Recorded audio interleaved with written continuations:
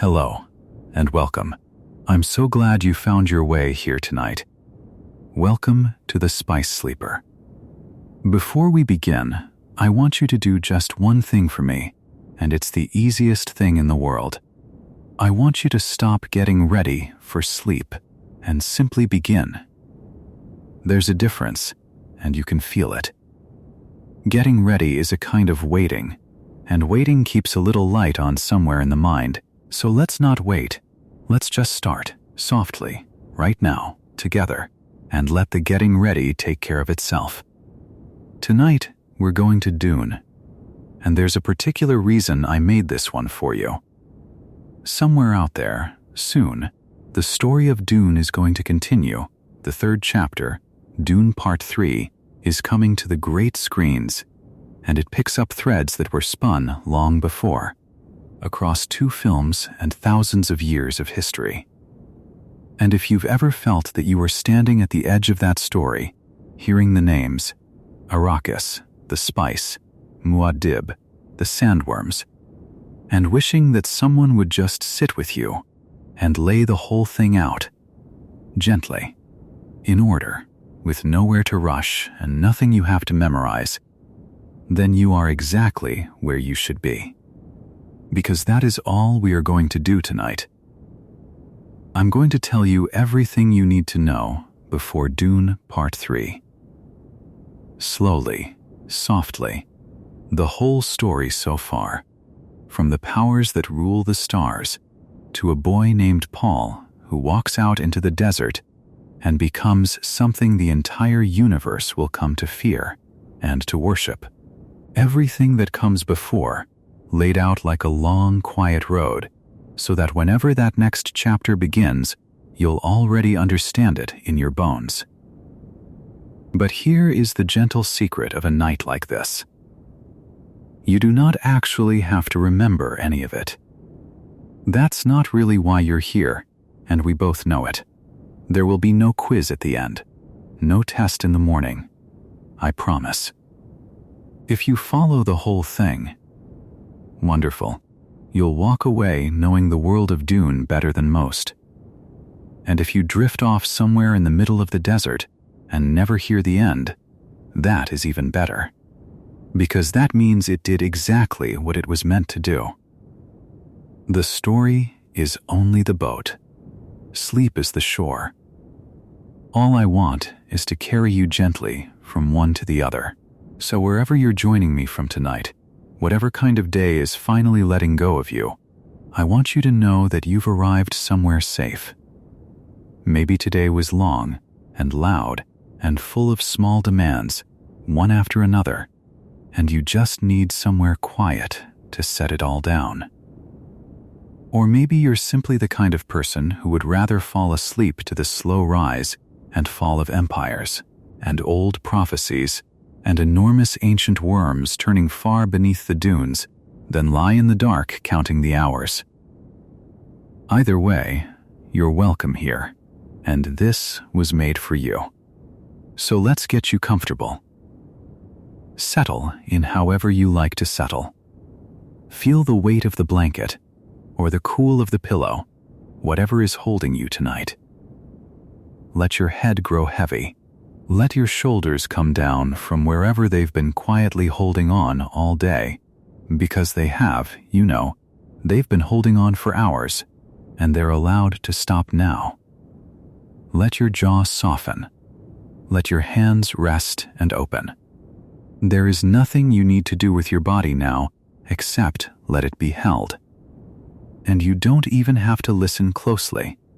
My voice is just going to keep going, low and slow and warm, like a hand smoothing a crease out of a sheet, over and over, and you can hold on to the words or let them slip past you into the dark. Both are perfectly fine. Both lead to the same soft place. Now, before we meet the people of this story, let me set the world down around you, because everything in Dune begins with a single planet, and understanding that one planet is like being handed the key to everything else. Far out at the edge of the map of the Empire, there is a world called Arrakis. Most people, when they speak of it, don't even use that name. They call it simply Dune. It is a desert. Not a desert the way we know deserts, with an edge to them somewhere, an oasis, a coastline, a kinder land just over the horizon. Arrakis is desert all the way down and all the way around, a whole planet of sand and burning rock and endless dunes rolling to every horizon, under a sky so hot and dry that on Arrakis, water itself is the most precious thing there is. Precious the way gold is to us, and more. On that world, a person's tears are counted. The moisture of your own breath is captured and saved. To weep for the dead is to give them water, the greatest gift there is. Hold that gently in your mind as we go, because it tells you almost everything about the hard and beautiful people who live there. A world where water is life, and there is almost none. And yet this dry and deadly world, this planet that seems to offer nothing but heat and thirst and death, is the single most important place in the entire universe. Because Arrakis, and only Arrakis, in all the 10,000 worlds, is where you find the spice. The spice. In this world they also call it melange, but you can simply think of it as the spice, and let the word settle into you, warm and strange. It is a substance found nowhere else, born somehow out of the deep secret life of that desert, and it is unlike anything else that exists. To breathe it, to eat it, to live steeped in it, does three extraordinary things.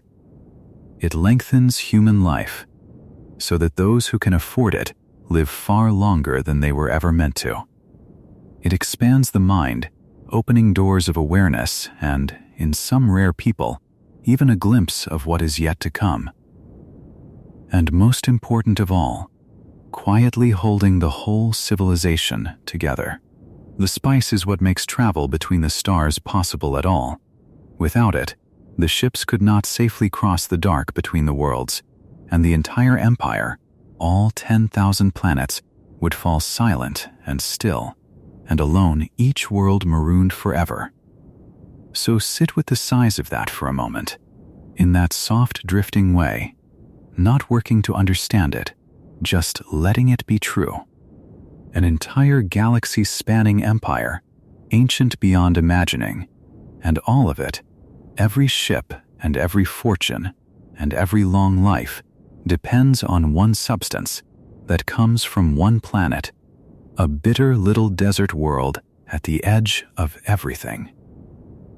Whoever controls Arrakis, whoever controls the flow of the spice, holds their hand around the throat of the whole universe, and that, more than any villain or any army, is the thing that sets this entire story turning. One desert, one spice, and everyone in creation reaching quietly toward it in the dark. So that is the ground beneath our feet tonight. Now let me show you the people who stand upon it, the great powers who circle that desert world like planets around a sun, each one wanting what it holds. The desert wind carries all of that away now, and you can let it. There is nothing here you need to hold on to. Let me simply tell you who moves across this vast and sleepy empire, and how they all lean upon one another, like stones in an old archway that have learned, over 10,000 years, to hold each other up. Because that is the strange thing about the world you are drifting into. It is very, very old. So old that its future looks almost like a distant past. There are no thinking machines here, no computers, no cold electronic minds. Long ago, in a war that is only half remembered, humankind rose up and destroyed all the thinking machines and made a single sacred commandment that everyone still keeps. Thou shalt not make a machine in the likeness of a human mind. And so, in place of machines, humanity turned inward. It learned to shape itself, to train the body and the mind into instruments finer than any device. That is the quiet secret behind everything you are about to hear. In this empire, the most powerful technologies are people. Now at the very top of it all, high above the 10,000 worlds, sits one man. He is called the Padishah Emperor, and his name is Shaddam IV of House Carino. Say the name softly to yourself and let it go, Shaddam. You do not need to remember it.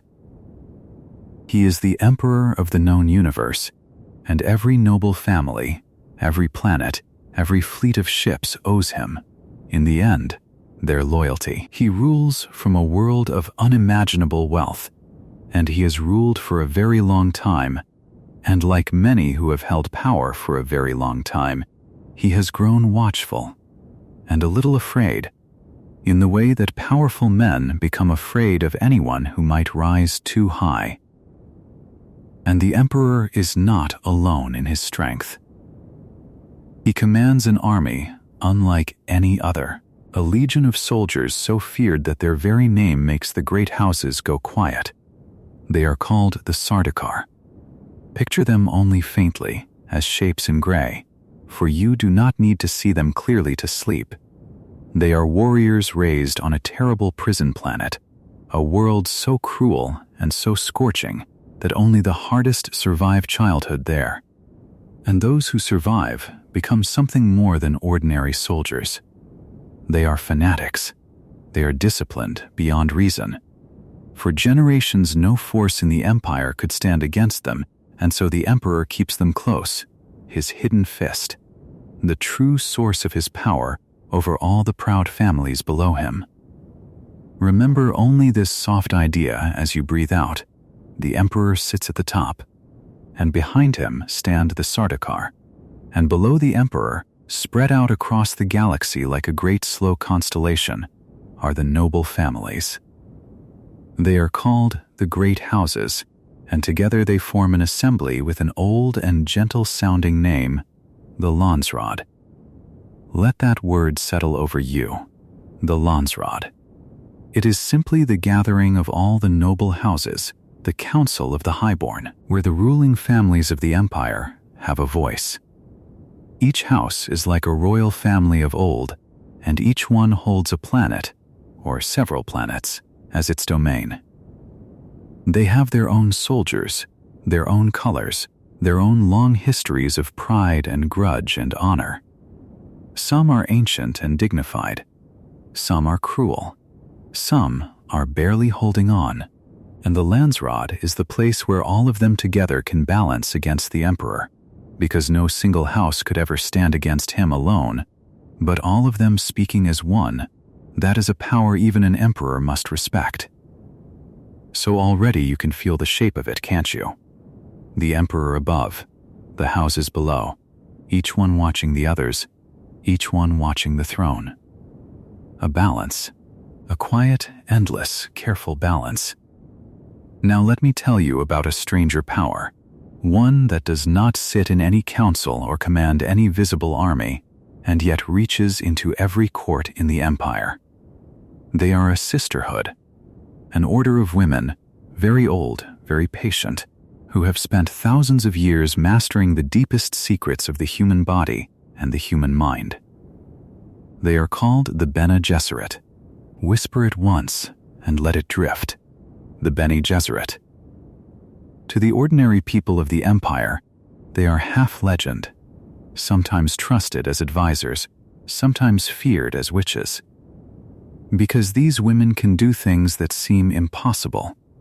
They have trained themselves so completely that they can control their own bodies down to the smallest detail, slowing their hearts, neutralizing poisons within their own blood, reading the tiniest flicker in another person's face.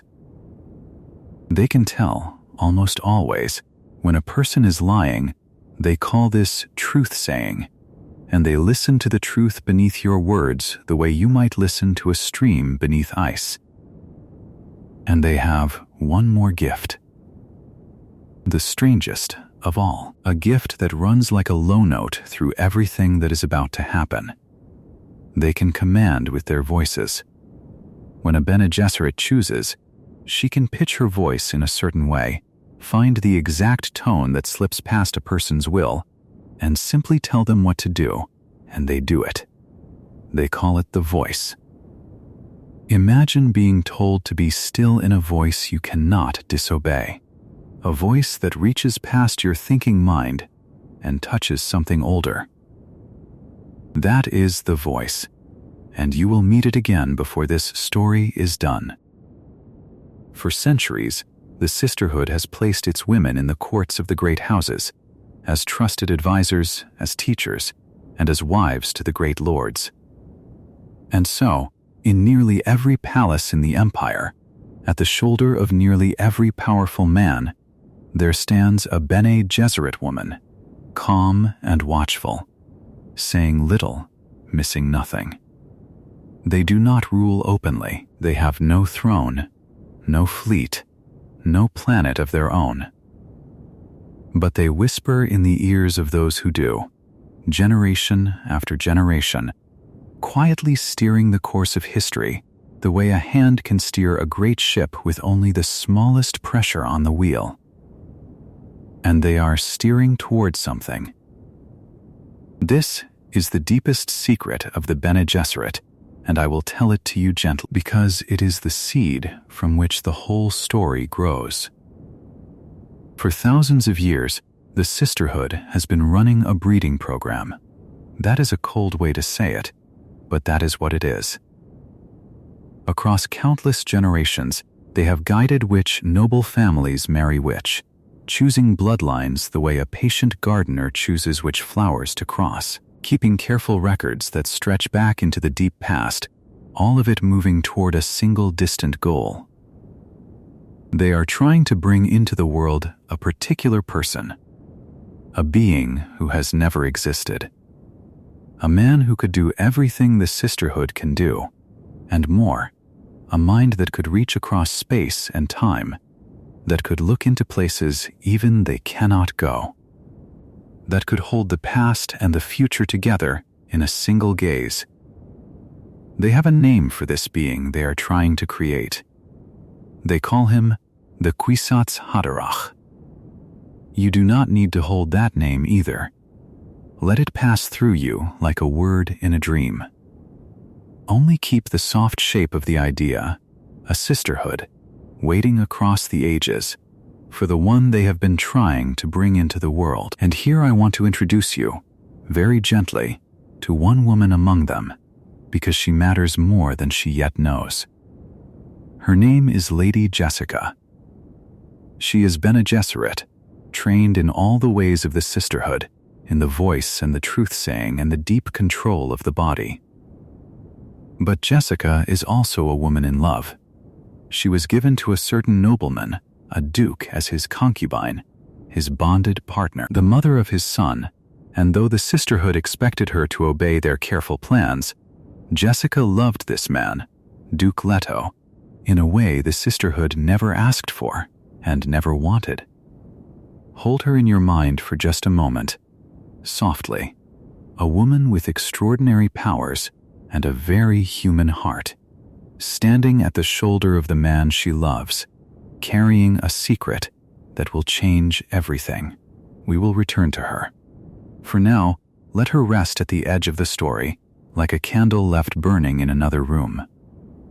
Now, breathe, and let us move on to another of the great powers, because there is one more group without whom this whole empire would simply fall silent and still. Think back to that first thing you learned, that the spice makes travel between the stars possible. There is a reason for that, and the reason has a name. The Spacing Guild. The guild holds a monopoly, complete and unbreakable, on all travel between the worlds. Every ship that crosses the gulf between one star and another, every shipment of grain, every soldier, every letter, every noble family visiting another, all of it moves only by the grace of the Spacing Guild. And how do they do it? This is one of the quiet wonders of this world. The distances between stars are so vast that to cross them by ordinary means would take lifetimes. So the guild does something stranger. Their great ships fold space itself.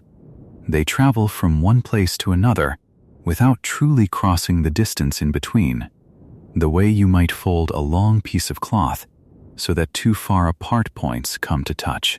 It is as close to magic as this old universe comes. But folding space is terribly dangerous. To move a ship through folded space without tearing it apart, without steering it into a star, or losing it forever in the dark, you need someone who can see the path ahead before the ship ever moves. You need someone who can glimpse the future, just far enough to choose a way through that is safe. And here, once again, everything comes back to the spice. The guild's navigators, the ones who steer these great ships, consume spice in enormous quantities, so much and for so long that they are no longer quite human. Deep inside their ships, bathed in orange spice gas, they have changed. Their bodies have been reshaped by the spice, and their minds have opened into a kind of limited foresight, so that they can see the safe path through the folded dark and guide the ship along it. You will likely never see one clearly, and you do not need to. Only understand the beautiful, fragile fact at the center of it. Nothing in this entire empire moves between the worlds without the spice. Not one ship, not one soldier, not one grain of wheat. And so you begin to feel how it all leans together. The emperor needs the guild to move his armies. The great houses need the guild to trade and to travel. The guild needs the spice to see. And the spice, all of it, comes from a single desert world. Let that sink softly down through you as you rest. Everything hangs from one thread, and the thread is spice. There are two more pieces to place gently on the board, and then you will see the whole of it. The first are the mentats. Remember that there are no thinking machines in this world, no computers to sort through vast tangles of information. And yet the great lords still need advisors who can hold enormous amounts of knowledge, who can calculate the odds of a battle, untangle a web of politics, remember every detail of a long negotiation, and weigh it all in an instant. So, in place of the forbidden machines, the Empire trains certain human beings to think like them. These are the mentats. From childhood, their minds are shaped and disciplined until they can take in mountains of facts and produce clear, cold conclusions, calculating and predicting the way a computer once did. They serve the great houses as human advisors, logical and precise, the living memory and calculating mind of every powerful family. A person who has become, in a way, the machine the world no longer allows itself to build. Picture one only faintly, a quiet figure standing near a great lord, always thinking, always weighing. You need not hold him closely. Let him too drift toward the edge of the room. And the last piece is not a person or an order at all, but something more like a vast and invisible web of ownership, spun across the whole empire. It is a company, the largest company that has ever existed. Its name is a string of letters that people say as a single word, Choam. You do not need to untangle it. Think of it simply as the great trading company of the universe, the company through which nearly all the wealth of the empire flows. Almost every noble house, and the emperor himself, holds shares in Chom, and the shares you hold decide how rich you are, how much power you can reach for, how loud your voice is in the great council, and the value of everything, the beating heart of all that wealth, is once again the spice. The house that controls the flow of spice controls its share of Chom, and the house that controls Chom comes very close to controlling the empire itself.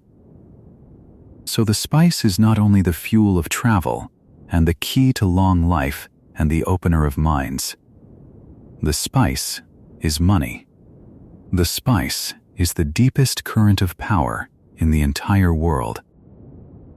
And now, if you let your mind hover softly above it all, you can see the whole board laid out beneath you in the dark. The Emperor on his throne, with his terrible Sardaukar behind him. The great houses spread across the stars, gathered in the Landsrod, watching him and watching each other.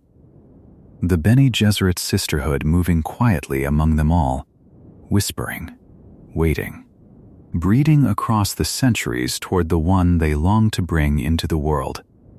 The Spacing Guild folding space in silence, holding the only roads between the worlds. The Mentats thinking their careful thoughts at the shoulders of the mighty. And Chom, the great company, gathering all the wealth of the empire into its slow-turning wheel.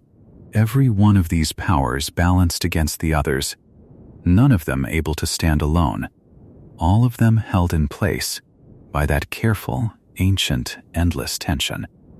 And beneath every single one of them, holding the whole delicate structure up, one substance, flowing out of one dry and burning world at the far edge of the map. The spice.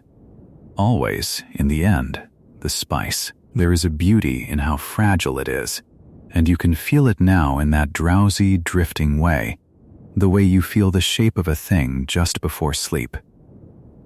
A universe of unimaginable power, and all of it resting on the sands of a single planet. Whoever holds that planet holds the thread that everything else hangs from. And that is exactly why that one desert world is about to become the most dangerous place in all the Empire. Because the Emperor has just made a decision. He has decided to take the desert planet away from the family that has ruled it for generations. A cruel and cunning house that has grown fat and rich on the spice, and to give it instead to another family, a noble and beloved house rising quietly in the eyes of the Empire. Two families, old enemies, about to pass each other in the dark. One leaving the desert world with hatred in its heart. One arriving full of hope, not yet knowing what has been laid for them there. A gift that is also a trap. And so, the great slow board is set, and the two houses are about to move toward each other over the only thing in the universe that truly matters. Let your breath go soft, and let us turn now, gently, toward those two families, and the collision that begins the whole story. The desert had been calling to House Atreides for longer than any of them knew, but before you walk with them onto those burning sands, let yourself settle back into the story of who they were, because to understand the trap that was waiting, you first have to understand how good, how truly good, House Atreides was, and how far they had to fall. Far out at the edge of the Imperium, on a world called Caladan, there lived a great and noble family. Caladan was a world of water. Imagine it for a moment, softly, the way you might imagine a place you loved as a child. Gray-green seas rolling in under a soft sky, rain that came often and gently, cliffs of dark stone where the waves broke white, and old castles standing against the wind, wet with mist, warm with fires inside. The people of Caladan were fishermen and rice farmers, and they knew the moods of the ocean the way desert people would one day know the moods of the sand. It was a green world, a wet world, a kind world, and House Atreides had ruled it for 26 generations. It was home. Hold that word gently for a moment. Home. A place where the air smelled of salt and rain, where you could hear the sea even in your sleep. That is what they were about to lose, though they did not yet fully know it. At the head of this family stood Duke Leto Atreides. He was a man in the fullness of his strength, dark-haired, grave, with a quiet dignity that made people trust him the moment they met him. Leto was that rarest of things among the great houses, a ruler who was genuinely beloved. He did not rule by fear. He ruled by loyalty, by honor, by keeping his word, and the men and women who served him would have followed him anywhere, and in the end many of them did. There was a saying about him that the Duke's word once given was a debt of the heart, and it was true. He carried the weight of leadership the way a strong man carries a heavy pack on a long road, without complaint, steady, mile after mile, and he loved his people, and his people loved him. And that love, strange as it may sound, was exactly the thing that would get him killed. But we are not there yet. For now, let him stand tall on the cliffs of Caledon, a good man in a good place, and let that be enough. Beside the Duke, though never as his wife, was the Lady Jessica. She was his concubine, his beloved, the mother of his son. And though the customs of the great houses would not let them marry, for a duke's marriage was a thing of politics to be saved and spent like coin, there was no doubt at all that Leto loved her. Jessica was tall and graceful, with bronze hair and a stillness about her that could be mistaken for calm, but was really a deep and trained control. For Jessica was Bene Gesserit. She was one of the sisterhood you have already been learning about, one of those women trained in the old and secret ways, able to read the smallest flicker of a face, able to command with the weight of the voice, able to control her own body down to the beating of her heart. The sisterhood had sent her to Leto to bear a daughter meant for their long breeding plan, their centuries of careful matching toward the one they were waiting for. That was the order she had been given. Bear the Duke a daughter. But Jessica loved Leto, truly loved him, and she knew how deeply he longed for a son, an heir, a boy to carry his name. And so she did a thing the sisterhood had not permitted. She used her power over her own body to give him a son instead of a daughter. It was an act of love, and it was an act of disobedience, and it would change the shape of the whole universe. Let that settle softly over you. One woman, out of love, quietly breaking the plan of 1,000 years. That son was Paul Atreides, a thoughtful boy on the edge of becoming a man, dark-haired like his father, with his mother's watchful stillness in his eyes.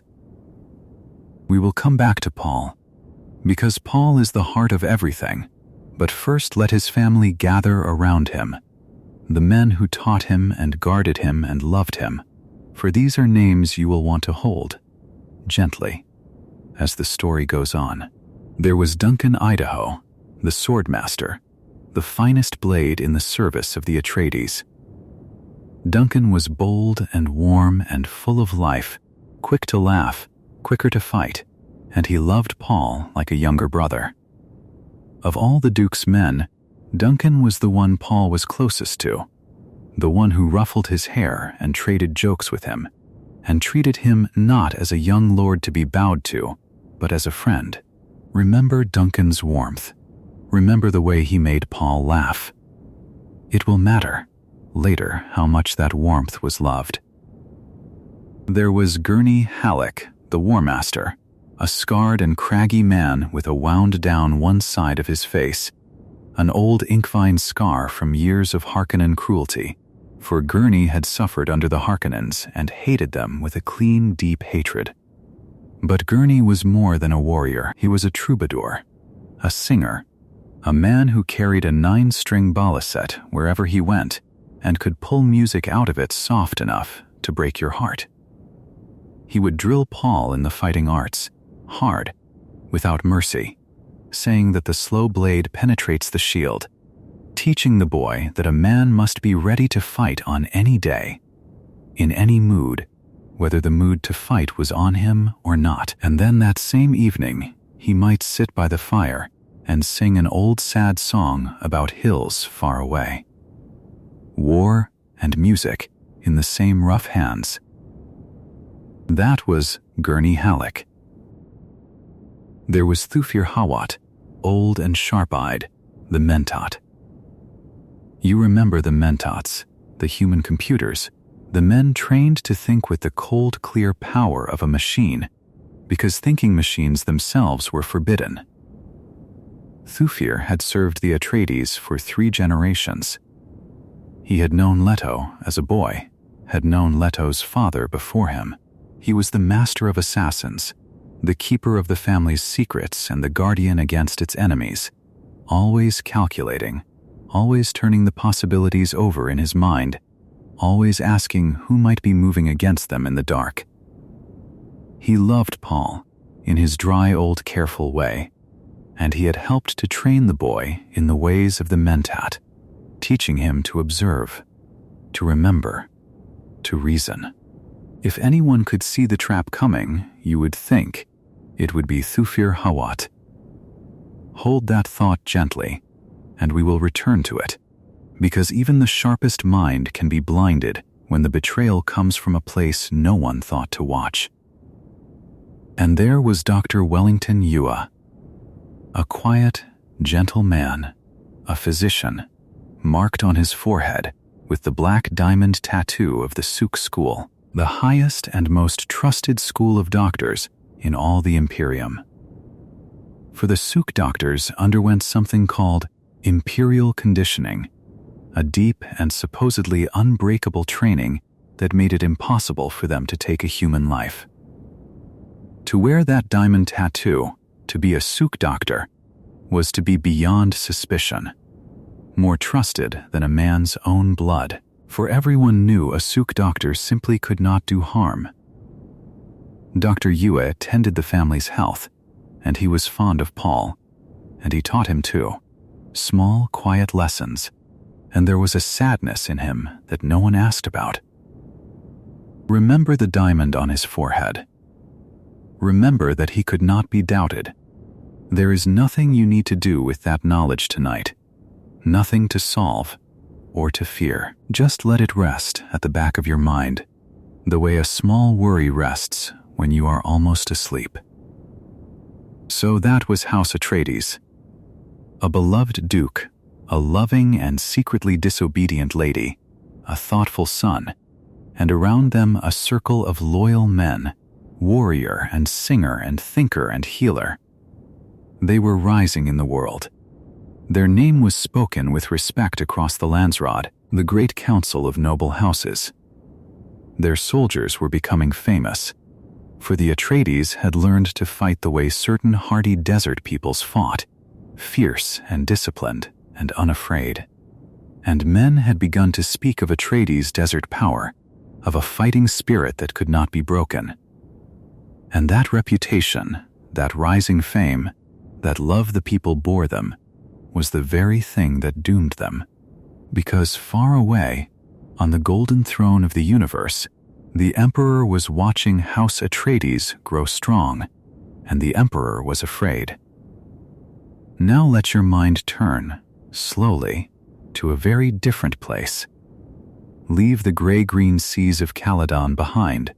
Leave the rain and the salt and the kind soft light, and travel across the black gulf of space to a world called Giedi Prime. If Caladan was a place of water and life, Giedi Prime was its opposite in every way. It was an industrial world, a factory world, its surface eaten away by mining and machinery, its skies choked with smoke.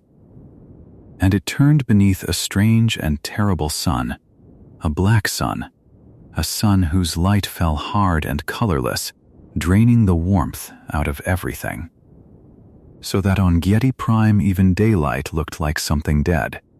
The people there lived among oil and iron and cruelty. There was no gentleness on that world. There was only power, and the fear of power, and the pleasure the rulers took in causing pain.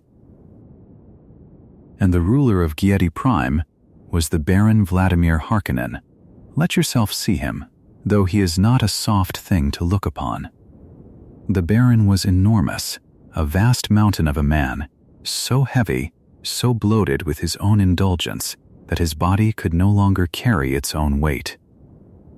He moved through the air on suspensors, small devices that held his great flesh aloft, so that he seemed to float, to drift. Monstrous and weightless, through his halls of stone, his face was cruel and clever, and his mind was crueler still. Where Duke Leto ruled by love, the Baron ruled by terror, absolute and delighted.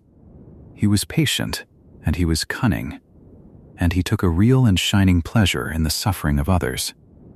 There was nothing in him you could appeal to, no mercy, no honor, no line he would not cross. He was one of the great villains of all the stories ever told, and the terrible thing about him was his intelligence. He was not a stupid brute. He was a spider, vast and patient at the center of a web he had been spinning for a very long time.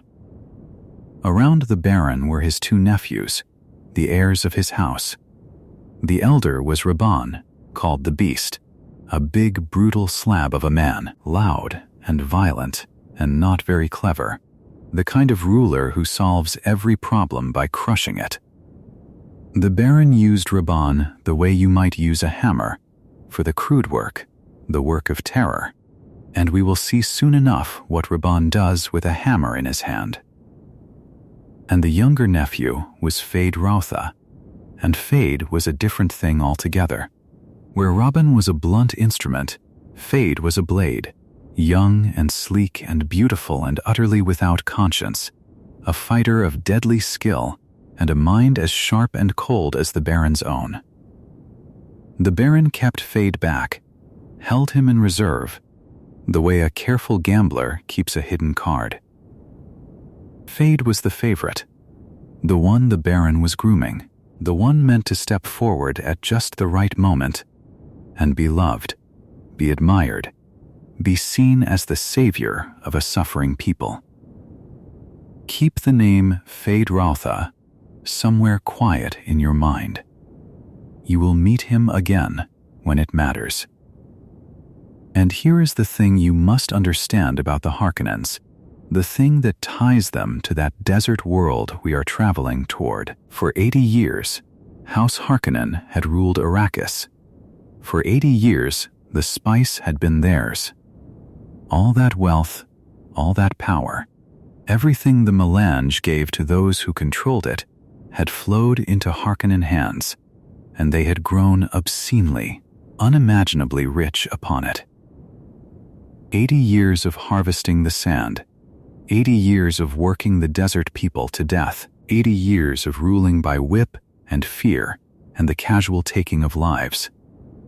The Harkonnens looked upon Arrakis not as a home, but as a thing to be squeezed, a wound to be bled, and they had bled it long and hard, and gotten fat upon the blood. That was the empire the Baron had built. That was the source of all his floating, monstrous power. And he had no intention, none at all, of letting it go. So imagine his fury, or rather, because the Baron did not waste himself on simple fury, imagine his cold calculation when word came down from the imperial throne. The Emperor had issued a command. House Harkonnen was to give up Arrakis. The spice world, the richest fief in all the Imperium, was being taken from the Harkonnens and handed to their oldest and most hated rivals, House Atreides. On the surface, to all the watching houses of the Landsraad, this looked like a great honor for the Atreides and a great humiliation for the Harkonnens. Duke Leto was being raised up, given the keys to the most valuable planet in existence, granted the guardianship of the spice itself. It should have been the crowning glory of his house. But nothing about it was what it seemed. Let the truth of it come to you slowly, the way the truth of a bad dream comes, quietly, and then all at once. It was a trap. The whole thing, the honor, the gift, the great promotion, all of it was a trap, and it had been built with terrible care. Because behind the closed doors of power, the Emperor and the Baron had made a secret pact. They had conspired together, these two great powers, to destroy House Atreides utterly.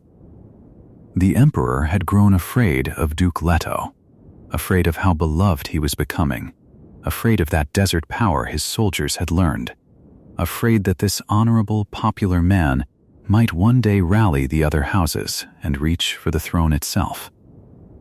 A ruler who is loved is a danger to a ruler who is only obeyed, and so the Emperor wanted Leto gone. But he could not simply murder a beloved duke in the open, for that would turn all the great houses against him. He needed it done in the shadows. He needed someone else's hands, and the Baron's hands were eager. The plan was elegant, and it was cruel. Give Arrakis to the Atreides.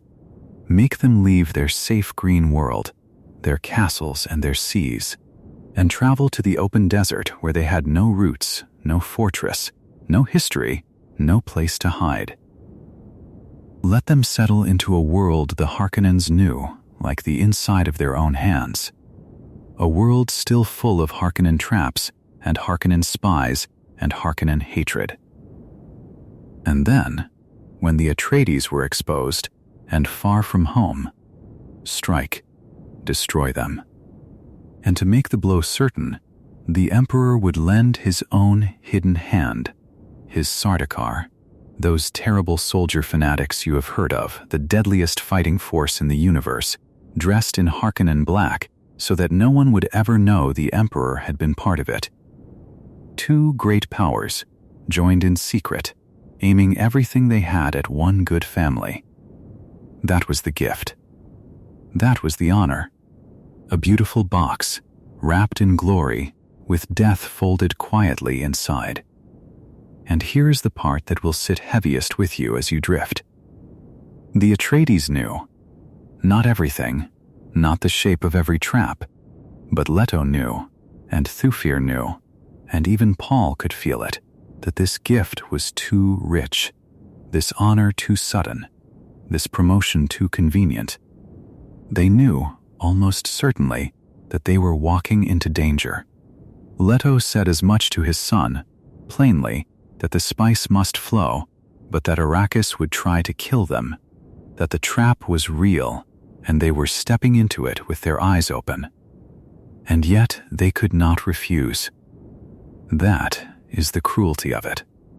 When the Emperor commands, a great house obeys, or it ceases to be a great house at all. To refuse the throne was to declare war on the whole Imperium, to lose everything, name and honor and future, in a single word. So Leto chose to go. He chose to walk into the trap because the alternative was to stop being who he was, and he carried a small, stubborn hope that on Arrakis, among the desert people, he might find true allies, might build that desert power into something real, might turn the trap into a foundation. A slim hope. But he was a man who kept faith even with slim hopes. Let that gentleness rest on you, the courage of a man walking knowingly toward his fate, because his honor gave him no other road. Now, before the ships rise and carry them all across the dark, let me tell you about Paul. Because something had begun to stir in the boy that no one fully understood, not even Paul himself. He had begun to dream. Strange dreams. Vivid dreams. Dreams that felt less like sleep and more like memory of something that had not happened yet. In these dreams he saw a desert world, an endless sea of sand under a wide pale sky, though he had never in his life set foot upon such a place. And in the dreams, there was a girl. A young woman of the desert, with a face he did not know, and eyes of the deepest, purest blue, blue within blue, the whole eye blue with no white at all. He did not know her name. He had never met her, and yet night after night she came to him, walking through the sand, turning to look at him, saying things he could almost but not quite remember when he woke. The dreams unsettled him, and they drew him, both at once, the way the sea draws a swimmer out past his depth. He did not know that these were not ordinary dreams. He did not know that something in him was reaching forward through time itself, brushing against futures not yet born. He only knew that the desert was calling to him, and a girl with blue eyes was waiting there, and he could not stop dreaming of her. And all this while, quietly, patiently, in rooms where the Duke did not go, his mother had been teaching him. Jessica had been training Paul in the Bene Gesserit ways, the secret ways of the sisterhood, teaching him things that boys were never meant to learn, for the sisterhood guarded its knowledge jealously and shared it only among women. She taught him the discipline of the mind and the body. She taught him to observe, to remember, to master fear. She had even begun, carefully, to teach him the voice, that power to command with the very tone of speech that you have already heard about. She was pouring into her son the training of 1,000 years of women, and she was doing it, in part out of love, and in part out of a fear she could not name. A mother's sense that her boy would need every weapon she could give him for what was coming. Then one day, before they left for Arrakis, that hidden world of the sisterhood reached out and touched Paul directly, and it came in the form of an old woman and a test. The Reverend Mother Gaius Helen Mohiam came to Caledon. She was the Emperor's own truthsayer, one of the highest of the Bene Gesserit, an ancient and formidable woman, and she had come to see for herself the boy that Jessica had borne against all orders, the boy who should have been a girl. She meant to test him. And the test was a terrible one. Let it come to you softly now, for there is no danger in it here, only the strange thing it revealed. In a quiet room, alone with Paul, while his mother waited outside the door, under command to stay silent, the old woman told him to place his hand inside a small box. He could not see into it. And to his neck, to the soft skin just below his ear, she pressed a needle. She called it the Gom Jabbar, the high-handed enemy, the poisoned needle that kills only animals, and she told him the truth of it plainly. If he pulled his hand from the box, she would touch him with the needle, and he would die. He must keep his hand inside, whatever he felt. And then, inside that box, the pain began. It came slowly at first, and then it grew, a burning, a searing, until it felt exactly as though the flesh of his hand were charring and blackening and curling away from the bone, as though his hand were being destroyed entirely.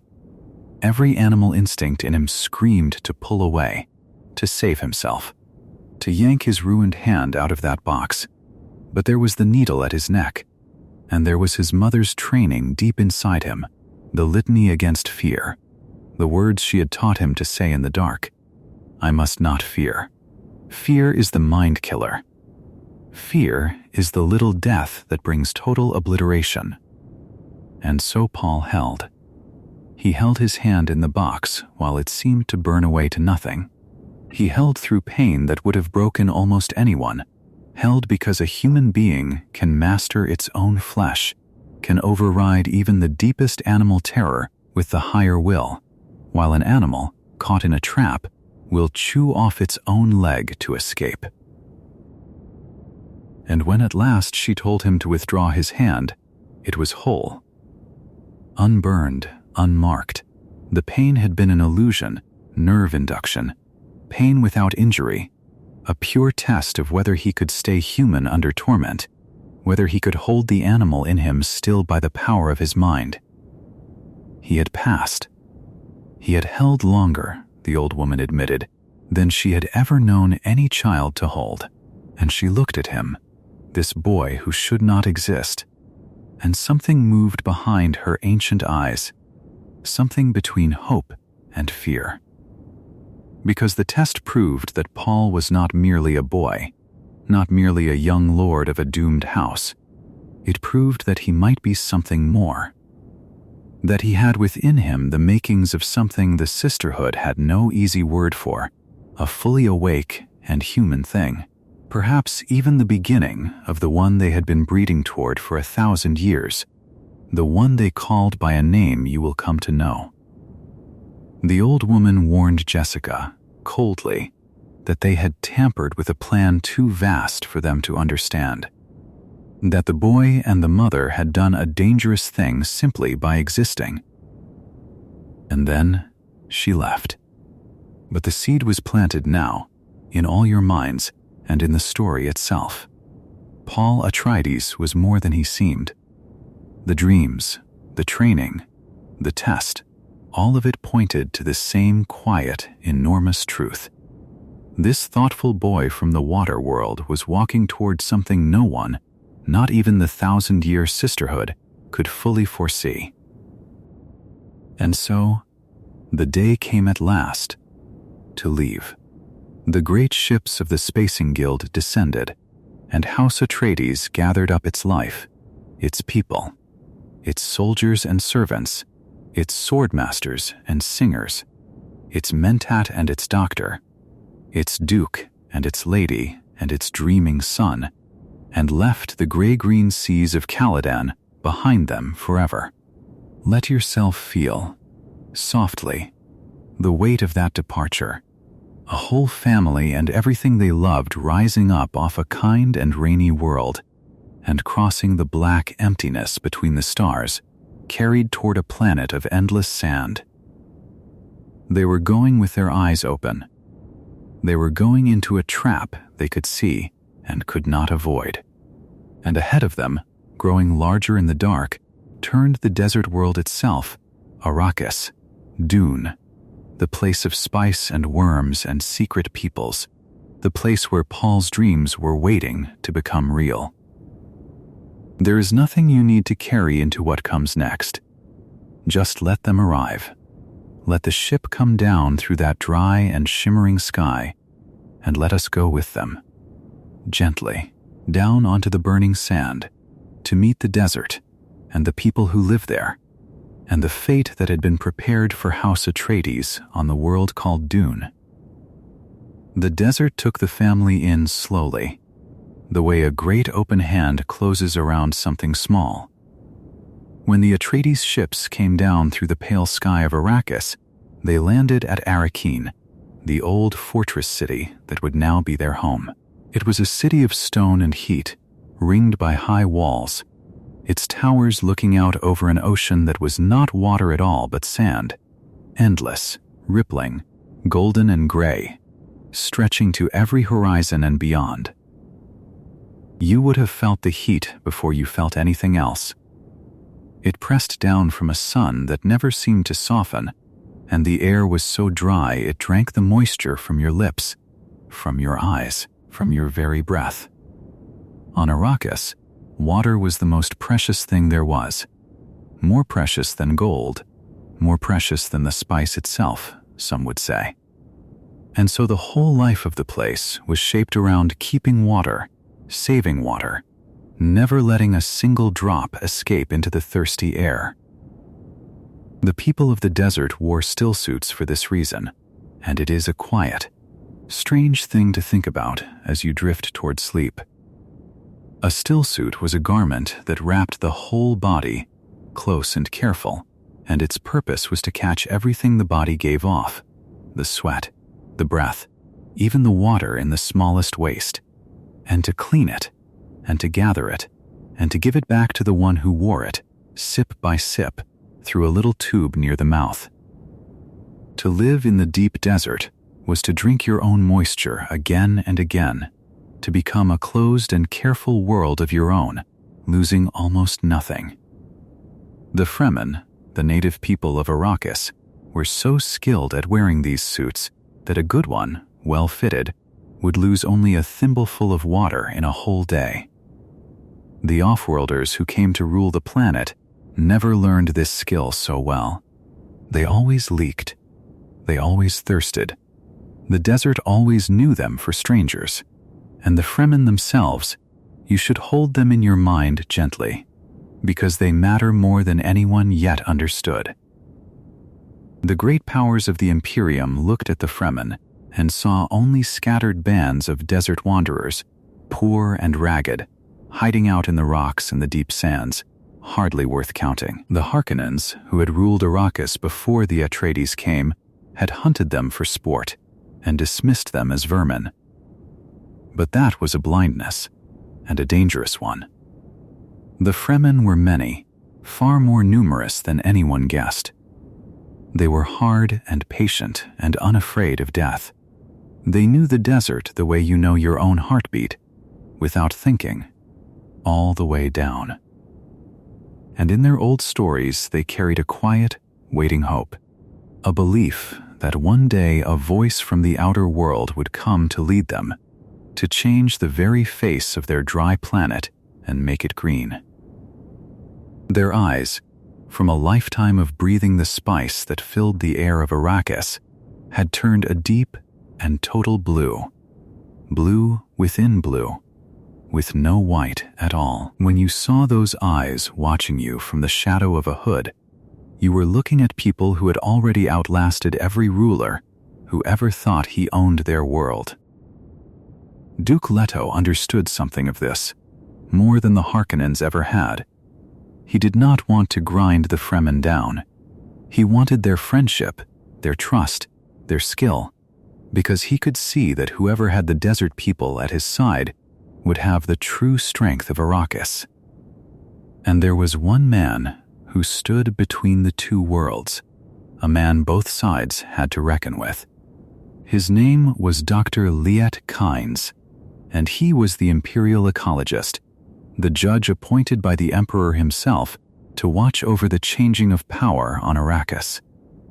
He knew the spice, he knew the sands, he knew the ways of the off-worlders and the ways of the Fremen too, for he had lived among them and belonged to them in ways the great houses did not yet realize. When Leto and his family first went out to see how the spice was gathered, it was Kynes who led them, quiet and watchful, taking their measure. Out over the open sand they flew, and there Paul saw the things that would fill his dreams for the rest of his life. He saw the spice harvesters, huge crawling machines that scraped the precious spice from the surface of the desert, working against time, always against time. Because the desert did not give up its spice freely.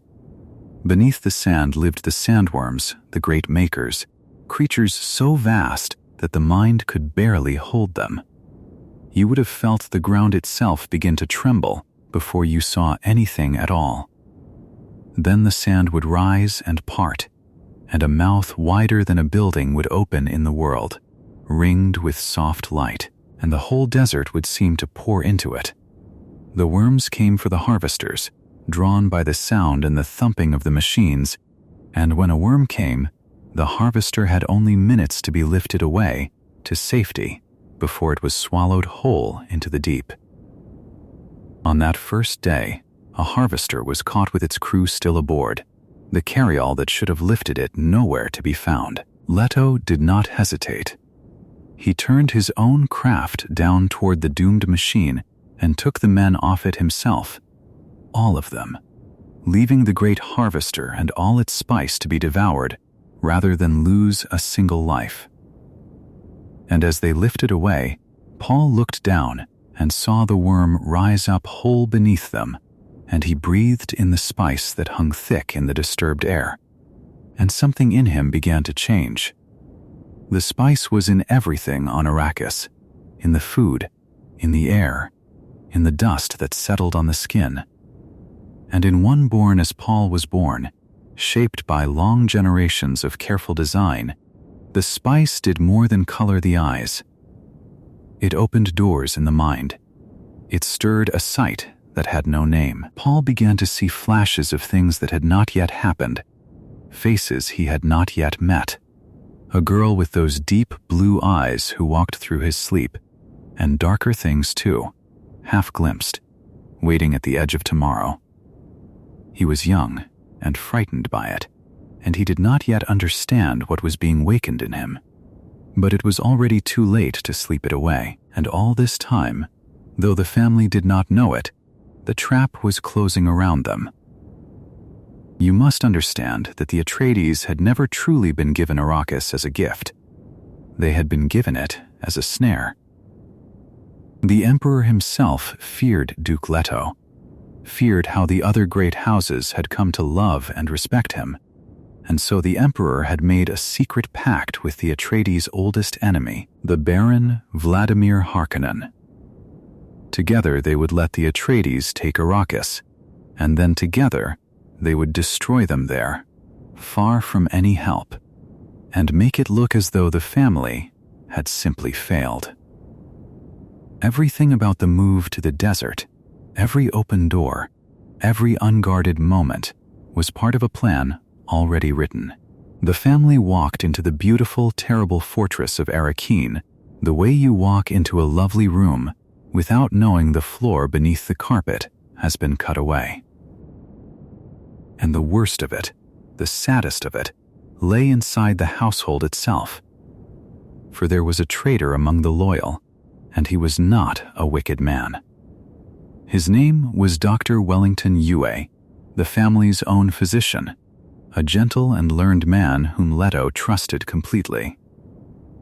The Harkonnens had taken something from him, his wife, whom he loved beyond all reason and all sense. They held her, and they used her the way cruel powers always use the things we love, dangling the hope of her safety in front of him, promising that if he did this one terrible thing they would let her go, or at least let her go free of pain. And Yue, broken in the deepest part of himself, agreed. You can feel sorrow for him even now, because he did not want to do it. And he knew exactly how monstrous it was, and he did it anyway, because he could not bear the thought of her suffering. That is how the strong houses fall, not always by force, but through the small quiet wound of a good man's broken heart. When the night came, it came without warning. Yue did the thing he had promised. He moved through the fortress and he shut down the shields that guarded Arrakis, the great protective fields that should have kept any attacker out. He silenced the alarms. He left the doors of the house standing open to the dark. And into that opening poured the enemy, the Harkonnen soldiers in their dark armor, and with them, hidden among them, something far worse. For the Emperor had lent his own private army to the slaughter, the Sardaukar, soldiers raised on a cruel prison world into the most feared fighters in all the Imperium. They came dressed in Harkonnen colors so that no one would ever know the Emperor's hand was in it, and they fell upon the sleeping city in overwhelming numbers. Try to hold this part softly, the way you would hold a sad old song. The fighting was quick, and it was cruel, and the loyal people of House Atreides did what loyal people do. They stood, and they fell, and many of them died in the dark defending a house that had already been betrayed from within. The great fortress that had felt so strong in the daylight was taken almost before it woke, and in the heart of it, Duke Leto, the good Duke, the father, was taken. Yue found him first, and here the story turns strange and pitiful because the traitor was not without his own small mercy. Yue could not save the Duke's life, but he could give him one last chance to strike back at the man who had ruined them both. He drugged the Duke and laid him low, and into Leto's mouth he fixed a false tooth, hollow, filled with a killing gas. If the Duke, brought helpless before the Baron, could only break that tooth in the right moment, he might take the Baron down into death with him. They carried Leto, sleeping and bound, into the presence of the Baron Vladimir Harkonnen, that vast and floating cruelty of a man, and the Baron gloated over his fallen enemy the way such men always do. And Leto, from far down inside the drug in the darkness, gathered the last of himself and bit down and broke the tooth, and the poison burst out into the air in a killing cloud. It was the Duke's last act, quiet and desperate, a dying man reaching for justice with the only thing left to him. But the Baron was quick and lucky, and cruel fortune was with him that night. His guards pulled him back and away through the gas in time, and though others near him died, the Baron himself survived. Leto died there, having failed to take his enemy with him, and so the good Duke passed out of the story, betrayed, defeated, and gone. Let him rest. He loved his son, and he loved his people, and he tried, at the very end, to make one last thing right, and the world did not let him. That is all any of us can sometimes do. But the Baron had not counted on everything, and Yue had one more small kindness hidden in his treachery. He had never truly meant for the Duke's family to die. In the terms of his bargain, he had asked for the boy and the mother to be spared, though he should have known that men like the Harkonnens keep no such promises. And so, on that same night, Paul and his mother, the Lady Jessica, were not killed in the fortress, but bundled up, bound and gagged, and flown out into the deep desert to be quietly disposed of, dropped somewhere far from any eyes to die of the sand and the sun. It was meant to be the end of them. It became, instead, the beginning of everything. For Jessica was no ordinary lady. She had been trained since girlhood by the sisterhood that had shaped Paul himself, and among the gifts of that training was the voice, a way of speaking that reached past the mind and seized the will, so that a command given in the voice could not be refused. In the flyer, high over the dark sand, the two rough soldiers guarding them made a careless mistake. They loosened the boy's gag, thinking him harmless, and in that small opening, mother and son moved together, quietly and quickly, using the voice and the hidden training that Jessica had given Paul in secret through all the years of his growing up.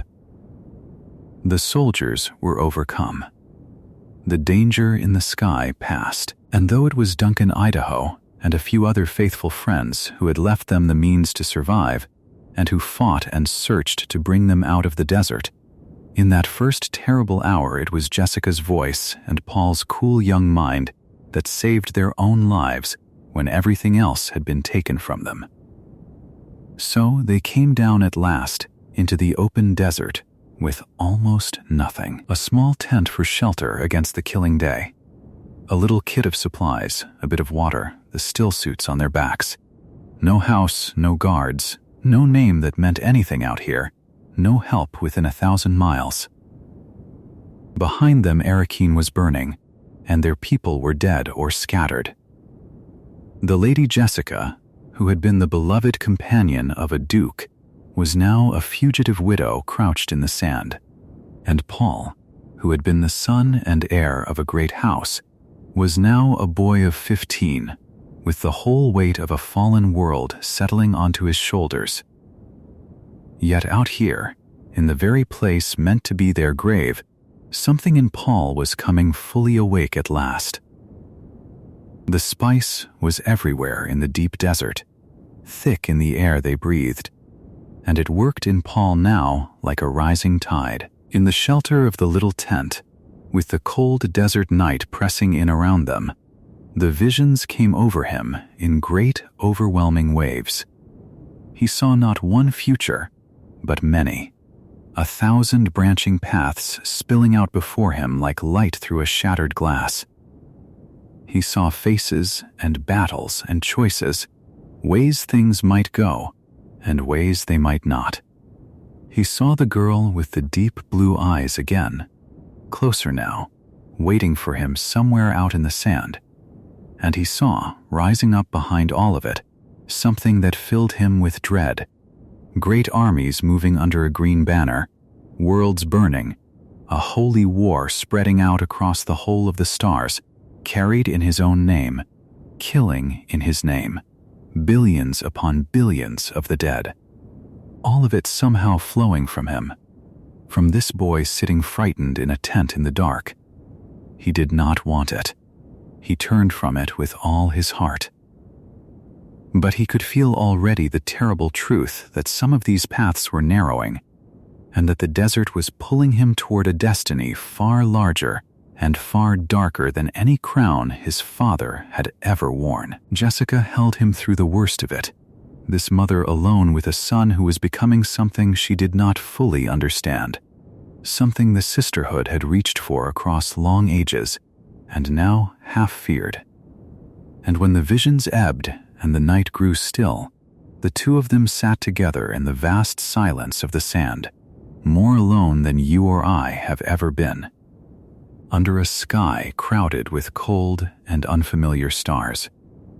Everything they had was gone. Everyone who had loved them was dead or lost. There was only the desert now, wide and dark and breathing all around them, and the long night ahead, and the faint far sound of the deep sands shifting. They did not know it yet, but they were not truly alone out there, out in the darkness, moving quietly across the dunes toward the two lost figures huddled by their little tent. Watchful eyes of the deepest blue had already found them, and the desert people were coming. The spice has taught them patience. You can let that word settle over you now, the way warmth settles into a room. Patience. The Fremen have it the way the desert has silence, deep and unhurried, and there is no rush in anything they do. So let there be no rush in you either. Let your shoulders drop a little further into the bed. There is nothing you need to hold on to here, nothing you need to carry into tomorrow. The story will hold itself. You can simply drift alongside it. When Paul and his mother were left alone in that vast emptiness, they were not as alone as they seemed. The desert of Arrakis is never truly empty. It watches. And out among the dunes, moving with a stillness that was almost impossible to see, were the people who belonged to that desert more than any conqueror ever could. The Fremen, the native people of Arrakis, born to the sand, shaped by it over uncounted generations until they had become something the great powers of the universe could not understand and could not defeat. Everyone underestimated them. The Harkonnens thought of them as vermin to be hunted for sport, scattered bands hiding in the rocks, hardly worth counting. The Emperor's people saw only a wasteland, with a few savages clinging to its edges. Even House Atreides, wiser and kinder than most, only began to sense the truth before the end.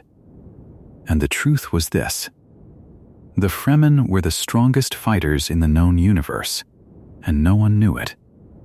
They had simply never had a reason to show the galaxy what they were. The desert had made them that way. When water is the most precious thing there is, when every drop of moisture that leaves your body must be accounted for, you learn a discipline that softer peoples cannot imagine. The Fremen wasted nothing. Not water, not motion, not breath, not a single careless word. They wore suits made to reclaim the body's own moisture, garments that captured sweat and breath and returned it, purified, to be sipped again through a tube at the neck. To live on Arrakis was to wear your own small oasis against your skin and to guard it with your life. You can feel, maybe, how that kind of care might make a person calm. How living so close to the edge of survival might, strangely, make you steady rather than frightened. The Fremen did not panic. They had already made peace with the hardness of their world, and so let some of that steadiness reach you now, in the soft, safe dark where you are lying. You do not have to guard anything. You can let go of it all. There is nothing to remember. You would have known a Fremen anywhere by their eyes.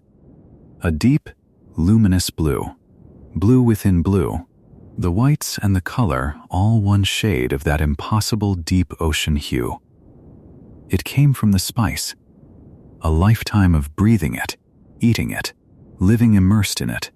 For on Arrakis the spice was in everything, in the air, in the food, in the very dust that settled on the skin. And it stained the eyes that beautiful blue, so that every Fremen carried the mark of the desert in their gaze, the color of the thing the whole universe was fighting over, worn quietly in their own eyes. They lived in hidden places, not in cities out in the open, exposed to the killing sun and the eyes of their enemies, but in the sietch, the sheltered communities carved into the rock of the deep desert. A sietch was a whole world folded into stone, tunnels and chambers and gathering halls. Cool and dim and secret, where the Fremen kept their families and their old ones and their dead. Outsiders did not know where the sietches were. They did not even know how many Fremen there truly were, whether they numbered a few thousand or many millions. The Fremen let no one count them. That secret was a kind of weapon in itself, and at the heart of everything they were, at the very center of their souls, was water. To you, water is a thing that comes from a tap without a thought. To the Fremen, water was life itself made visible, sacred beyond anything else in their world. They measured wealth in it. They measured a person's worth in it. And their reverence went so deep that when a Fremen died, the community did not simply mourn. They reclaimed the water of the body. The moisture in a person was the tribe's water, held in trust while that person lived, and returned to the people when they died. To the Fremen this was not gruesome. It was the highest honor, the deepest belonging. Your water goes to your people. Even in death, you give the tribe life. Nothing is wasted. Nothing is lost. Everyone returns to everyone. Because water was so precious, the giving of it became the language of respect.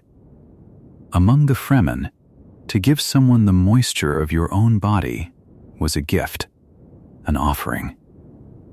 A man might spit at the feet of another not as an insult, as it would be almost anywhere else, but as a mark of honor, a sign that he thought you worthy of his water. Tears were the same. To weep for the dead, to give moisture to the dead, was to give the most precious thing you had. Imagine a people so careful, so hard, and yet who understood that the deepest tenderness is the willingness to give away what you can least afford to lose. Among these people there was a leader named Stilgar. You will come to know him well, so let his name rest softly in your mind. Stilgar, he led a sietch, and he carried himself with a grave and steady dignity, the dignity of a man who has buried friends and led his people through hard years and never lost his faith. He was fierce when he needed to be, and he could kill without hesitation, but there was nothing cruel in him. He was a believer, deep in his bones, and he looked at the world with the patience of the desert itself. When Stilgar first came upon Paul and Jessica in the wastes, he had every reason to leave them to die, or to take their water for his tribe. He was hard, because his world was hard, but something in him wanted to believe there was more to these two strangers than met the eye. And there was one more Fremen you must know, though Paul had, in a way, already met her. Her name was Chani. A young woman of the desert, quick and watchful, with those deep blue eyes and a wariness earned from a life of war against the Harkonnens. Paul had been seeing her face for a long time, in the visions that came to him in his sleep. Long before he ever set foot on Arrakis, he had dreamed of her, this girl he had never met, standing in the desert, saying his name. And now, out among the dunes of the real world, the dream and the waking were beginning to fold together, and the girl from his sleep was becoming a person he could truly see. There is something gentle in that, isn't there? To meet at last, in waking life, the face you have carried in your dreams. Let that softness stay with you as you sink a little deeper toward your own sleep. But the Fremen were not the only life in that desert. There was something else out there, something ancient and enormous, and to understand Arrakis you must understand it too. The sandworms. The Fremen called them Shai Hulud. They were creatures beyond imagining, longer than you can easily picture, hundreds of meters from end to end, moving beneath the sand like living leviathans, their great mouths ringed with countless crystal teeth. When a sandworm rose from the desert, the sand itself poured off its vast body like water, and the ground shook, and anything caught above it was simply gone. The worms were drawn by rhythm. Any steady, repeating sound upon the sand, the drumming of machinery, the regular footfall of a person walking without care, would call them from far away, for they read the vibration as prey, or as intrusion, and they came. And so the Fremen learned to walk without rhythm at all, a strange broken shuffling stride, no two steps the same, so that the sand would carry no pattern down to the listening dark below. To move across the open desert was to walk always with death beneath your feet, and the Fremen did it every day, calmly, with the broken step that had become second nature to them. You might think a people would only fear such a creature. But the Fremen did not merely fear the worms. They revered them. Shai Hulud was woven into their faith, treated almost as a god, the great maker, the old man of the desert. And in one of the most astonishing acts in all their hard and disciplined lives, the Fremen learned to ride them. When a young Fremen came of age, they would go out onto the open sand, call a worm deliberately, and then, as that immense body rushed up through the desert, they would run alongside it and mount it, using special hooks to hold open a segment of its armored skin, steering the great beast across the dunes. To ride the Maker was to become a true Fremen, fully grown, fully of the desert. It was a rite of passage and an act of faith all at once, and no outsider had ever done it. And the worms held another secret, deeper still. They were bound up with the spice itself, tied into the great cycle of Arrakis in a way that no one fully understood, but that the Fremen sensed in their reverence. The worms and the spice belonged to each other, part of one living system that had unfolded over ages in the deep desert. To harm the worms carelessly was, in some way, the Fremen felt more than they could explain. To harm the very source of the spice that the whole universe craved. The desert kept its mysteries, and the greatest of them moved beneath the sand. But the Fremen carried a dream too, and it is one of the most beautiful things in all their story. So let it come to you slowly now, like something remembered from long ago. For all that the Fremen belonged to the desert, they did not want it to stay a desert forever. In secret, across centuries, they nursed a hope. They dreamed of one day changing Arrakis, of gathering water, drop by careful drop, hiding it away in vast hidden reservoirs deep in the rock, saving it not for themselves, but for their descendants generations hence.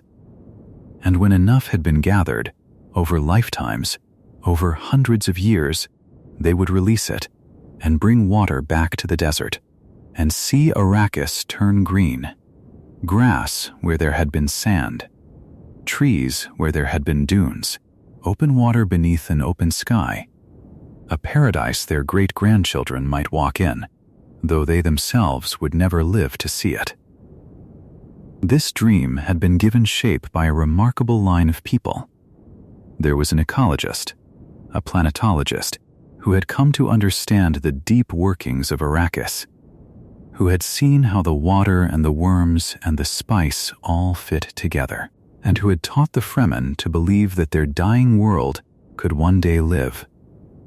Liet Kynes, who served as the Emperor's own judge of the change on Arrakis, and who was secretly one with the Fremen and their dream, carried this vision, as her father had carried it before her.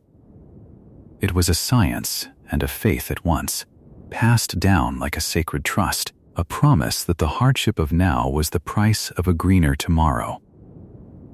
The Fremen endured the desert because they believed, in their patient hearts, that they were the ancestors of a paradise.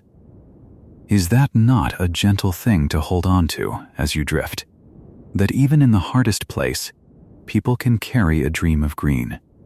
That patience across generations can turn a wasteland soft and living. You do not have to do anything with that thought. Just let it rest in you, warm and quiet, while your breathing slows and your body grows heavier against the bed. Now, into all of this came Paul and his mother, two outsiders from a world of water and green, utterly foreign to the desert and its ways. When Stilgar's band found them, everything hung in a delicate balance. The Fremen did not trust strangers. Strangers had always meant danger, or a burden the tribe could not afford, or simply more water for the taking. There were those among Stilgar's people who wanted to kill the two of them then and there, to end the risk and claim their moisture for the sietch. The desert did not forgive softness, and taking in outsiders was a softness that could cost lives. But Jessica was no ordinary captive, and neither was her son. Jessica was Bene Gesserit, trained in ways that let her read people, move her body faster than the eye could follow, bend a voice to command. When one of the Fremen moved to seize her, she turned his own strength against him and held him helpless in an instant. And the desert people, who prized skill and strength above almost everything, took notice. Here was no soft off-worlder. Here was someone who might be worth something to the tribe. And there was something else at work too, something the Bene Gesserit had prepared long ago, though the Fremen did not know it. For the sisterhood, over the long centuries, had done a quiet and cunning thing. They had a division called the Missionaria Protectiva, whose task was to travel to distant worlds and plant, among the local peoples, seeds of religion, prophecies and beliefs and sacred phrases that a Bene Gesserit might one day use to protect herself if she were ever stranded among them. They seeded superstition like a survival kit, buried in the culture, waiting across generations. And on Arrakis, long ago, they had planted a prophecy. The Fremen had come to believe that one day a figure would come to them from the outer world, a voice from beyond, the Lisan al-Gaib, a Messiah who would lead them to freedom and to their green paradise. They believed his mother would be a Bene Gesserit reverend mother. They had been waiting, for generations, for someone exactly like Paul and Jessica to walk out of the desert. So when the Fremen looked at this woman with her strange powers and her half-grown son, some of them began to whisper the old words. Could this be the one the legends spoke of? Could the boy be the voice from the outer world? Jessica understood at once what was happening, for she knew the prophecy had been planted by her own order, and she knew how to wear it, how to let the Fremen see in her and her son the fulfillment of what they had waited for. It was a kind of armor, this borrowed faith, a way to keep herself and Paul alive among a people who might otherwise have killed them. But Paul was uneasy, deeply uneasy. He could see, in his visions, where this road might lead, and it frightened him. He did not want to be a prophet. He did not want to be a Messiah wearing a legend that had been manufactured by the Bene Gesserit to be used, not believed. He saw how a lie planted long ago could become a fire, and how that fire might spread across the stars in his name and burn worlds he had never seen. There was something false in it that troubled his honest heart, even as it kept him alive. He wanted, more than anything, simply to be accepted for who he truly was, and not for the myth that was being wrapped around him. Hold that tension gently. It will matter later. For now, let it be soft. Before the Fremen would fully accept them, though, there was a harder test, and it fell to Paul. Among the desert people there was a law, old and unbending. When there was a serious challenge between two, it could be settled by combat, a fight to the death, and the water of the one who fell would go to the victor and to the tribe. A Fremen named Jameis, proud and unconvinced by the talk of prophecy, challenged Paul. And by the law of the desert, there was no way around it. To refuse was to shame himself and to endanger his place, and perhaps his mother's life. So Paul, who had never killed a man, had to fight. It was a hard, close, frightening thing. 2 blades in the sand, and when it was over, Jameis lay dead, and Paul stood alive with the desert law satisfied.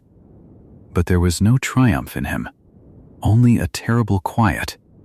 He had taken a life for the first time, and it changed something in him that could never change back.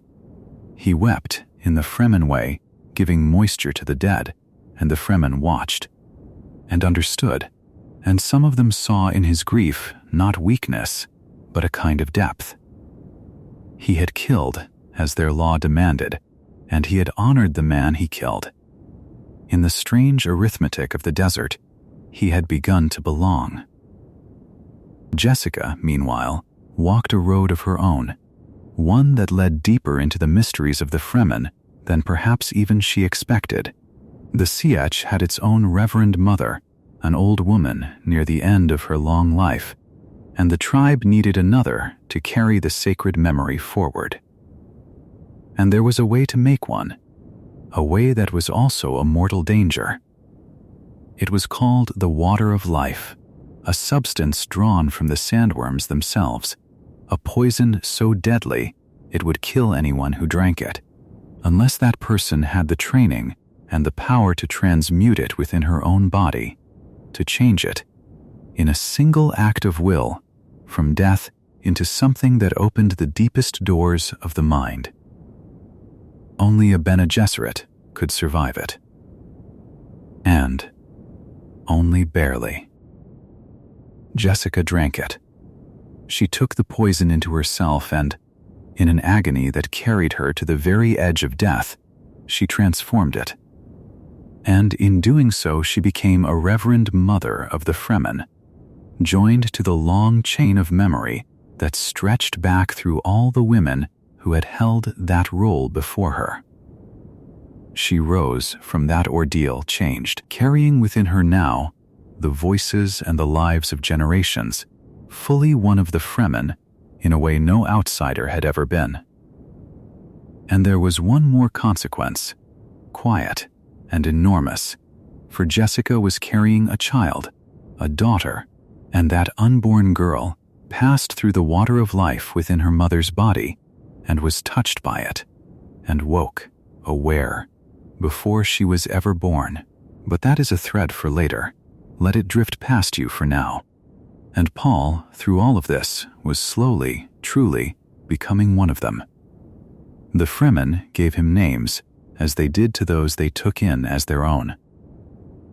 In private, among the intimacy of the Sietch, he took the name Usul, which meant the strength at the base of the pillar, a name of quiet closeness.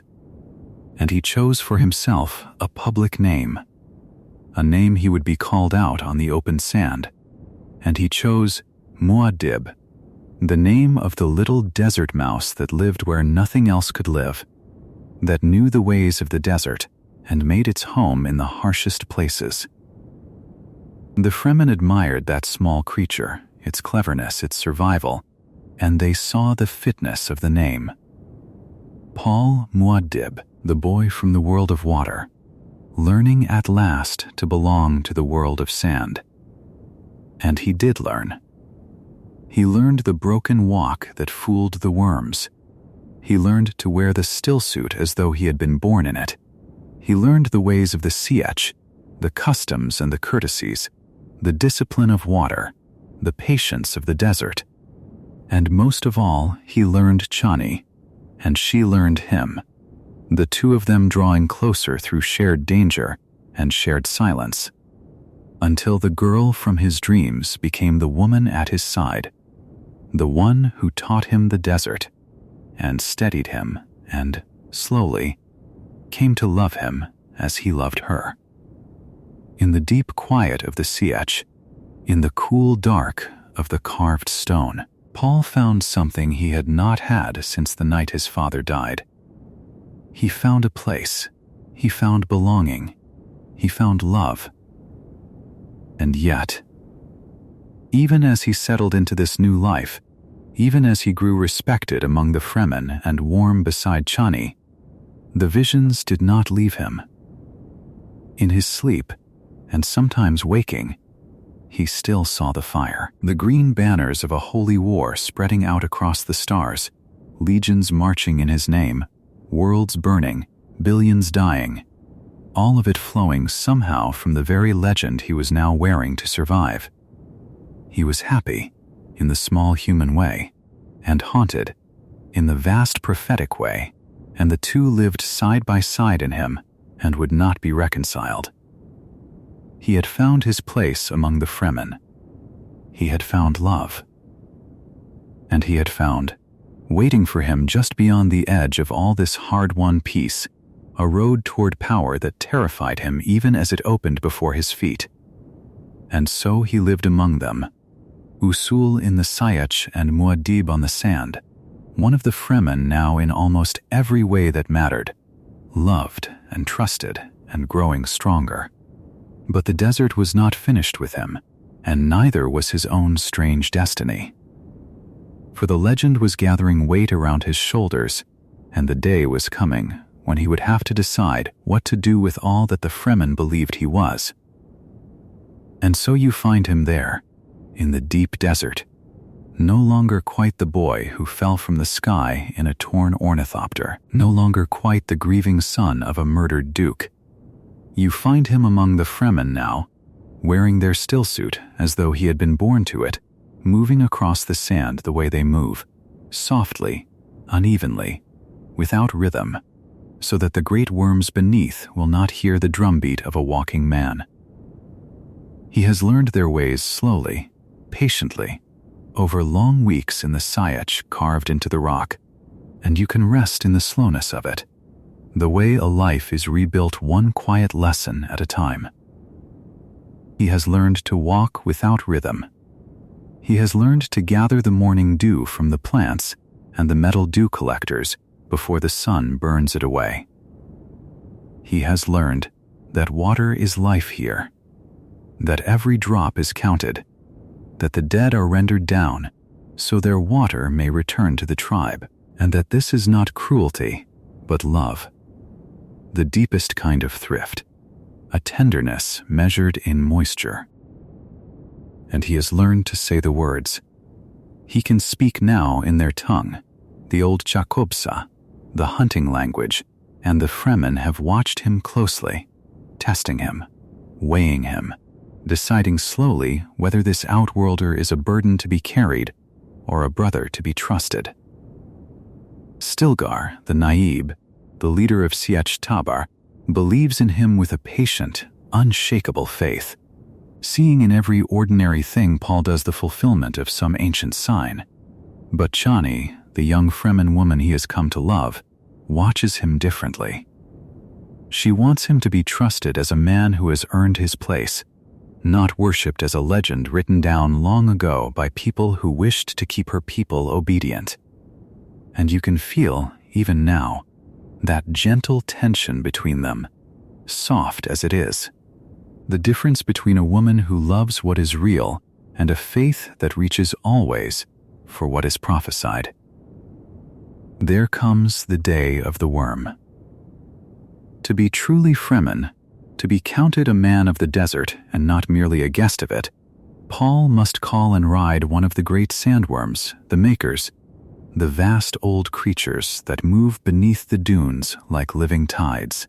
And so he goes out with them onto the open sand, and he plants the thumper, that small tapping device that beats against the ground with a steady, luring pulse, calling the worm to rise. You can imagine the waiting, the stillness, the wind, and then the ground beginning to hiss and shudder, and the sand parting, and a mouth wider than a house rising from the deep, ringed with crystal teeth, older than any kingdom of men. And Paul runs. He runs alongside that impossible thing with his maker hooks ready, and he sets the hooks into the segment of its ridged back, prying open the soft place between the rings so the worm cannot burrow down again without swallowing sand. And it must instead lift that opened segment up toward the air, up toward him, and turn and run along the surface. And he climbs. He climbs onto the back of the worm, and he stands, and he rides. You should let yourself feel the size of that moment, quietly, without hurry. The Fremen ride behind him, and the worm carries them all across the desert faster than any machine, and Paul is no longer a stranger being tested. He has ridden the Maker. He is Fremen now, fully, in their eyes and in his own, and they give him a place, and they give him a name to be called by, and they begin, some of them, to speak of him with a light in their eyes that frightens Chani, because it is the light of belief.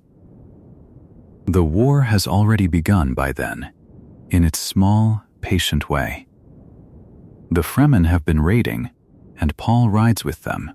They strike the Harkonnen spice operations out on the open sand, the great crawling harvesters and the carryalls that lift them, the machinery of the Empire's endless hunger for the spice melange that only Arrakis can give. The Fremen come out of the dunes where no one thought people could live, out of the deep desert the Harkonnens believed was empty, and they cripple the harvesters and take the spice and vanish again before the reinforcements can arrive. Paul fights beside them, and he is good at it, and every strike is a wound in the side of the Empire that killed his father. The spice is the blood of the galaxy. Without it, the great ships cannot fold space. Without it, travel between the stars would stop, and commerce would stop, and power would crumble. And here, in the sand, a scattered desert people are learning that they can close their hands around that blood and squeeze. The Baron Harkonnen, that vast and cunning old man far away in his stronghold, grows angry. His nephew Rabban, the brutal one, the beast, has been given Arrakis to rule and to bleed, and he cannot do it. He sends his men into the desert, and they do not come back. He raises the pressure on the villages, the sietches, punishing and killing, trying to crush the rebellion by terror, and the terror only feeds it. Every Fremen he kills becomes a story told in the dark. Every raid he fails to stop makes the desert people braver. Rabban rages and cannot win, because you cannot grip sand, and the harder he closes his fist, the more of it runs away between his fingers. And somewhere in all of this a name begins to travel, whispered from sietch to sietch, from the north, where the fighting is hardest, to the deep south where the most faithful live. A name. Muad'Dib. The name Paul has taken from the small desert mouse, the one that lives where nothing should live, the one the Fremen admire because it survives. But here you must understand the shape of the danger and the shape of the choice pressing on him, because this is the heart of it, and it is a heavy thing carried gently. There is the north of Arrakis, where Paul and the northern Fremen fight, where the faith is quieter, where many, like Chani, believe in the man and not the myth. And there is the south, the deep south, where the fundamentalists live, the most fervent believers, the ones who have waited their whole lives for the coming of the Lisan al-Gaib, the voice from the outer world, the Mahdi, the Messiah who will lead them to paradise and make the desert green. In the south, the prophecy burns hottest. In the south, they need only to see him to fall to their knees. And Paul does not want it. You should hold on to that, because it is the tender thread running through everything that follows. At first he refuses. He refuses to go south. He refuses to let them call him their savior. He has seen, in his visions, in the terrible flickering futures that come to him waking and sleeping, where that road leads. He has seen a holy war marching out from this planet in his name, a green banner carried across the stars, fire falling on countless worlds, and he does not want to be the one who lights it. He loves Chani, and Chani does not want him to become a prophet. She does not want him swallowed by a legend. She wants him beside her, a man among her people, fighting for freedom and not for a throne, and she has told him plainly that she does not believe in the Messiah her elders wait for. She believes that story was planted long ago by outsiders, by the Bene Gesserit and their whispering, to make her people docile, to prepare them to serve a stranger when he came. And she is not wrong. That is the ache of it. She is not wrong. And still the story is coming true, because his mother is making it come true. Lady Jessica, his mother, has gone into the south, and she has done a fearful and irreversible thing. She has drunk the water of life and survived it, and she has become a reverend mother of the Fremen, taking into herself all the memories of all the reverend mothers who came before, the long chain of women's lives reaching back into the dark. And now she moves among the faithful of the South with that authority, and she does not soften the prophecy. She sharpens it. She spreads it. She speaks the old words and lets them believe, and she pushes her son, patiently, relentlessly, toward the destiny she has helped the sisterhood prepare across 10,000 years. You may feel how strange and lonely it is that his own mother becomes the great engine of the myth he is trying to refuse. And she is not alone inside herself, for she carries a child. She is pregnant, and the child is Paul's sister, the one who will be called Aliyah. But because Jessica drank the water of life while she carried her, the poison and the awakening passed into the unborn girl as well, and so the child in the womb is already aware, already awake, already holding all those ancestral memories that no infant should hold. And Aliyah speaks to her mother from within. In the quiet, the unborn sister speaks, a small, strange voice full of ancient knowing, counseling, watching. Part of the great turning of things before she has even drawn breath, it is one of the eerie, tender wonders of this story. The sister who was old before she was born, and you may simply let it drift past you like something half-dreamed, a voice from inside a mother crossing the desert. The pressure keeps rising. The Harkonnens change their approach.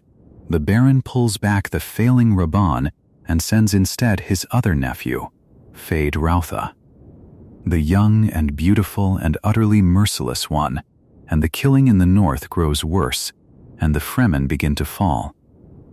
And Paul can feel the futures narrowing around him like walls of a canyon closing in. He looks and looks along all the branching paths of what might be, and everywhere he looks, he sees ruin. Everywhere except one. There is one path, one narrow, terrible thread winding through all the possible tomorrows, one way that the ones he loves might live, and the Fremen might triumph, and the tyrant might fall. But he cannot see it clearly. His sight is not yet strong enough to find that single thread among the thousands. To see it, to truly see, to place his feet upon that one path in the dark, he would have to become something more than he is. He would have to open the eye that the Bene Gesserit spent millennia trying to breed into a man. He would have to drink the water of life. And here you must go slowly, because this is the crossing, the deep place, the still center of the whole long tale. The water of life is a poison. It is drawn from a sandworm, from a small maker drowned in water, and the liquid that pours from the drowning creature is bile, deadly, sacred, and only a reverend mother, only a woman trained across generations to change poison within her own body, can transform it and survive. For a man to drink it is death. No man has drunk the water of life and lived.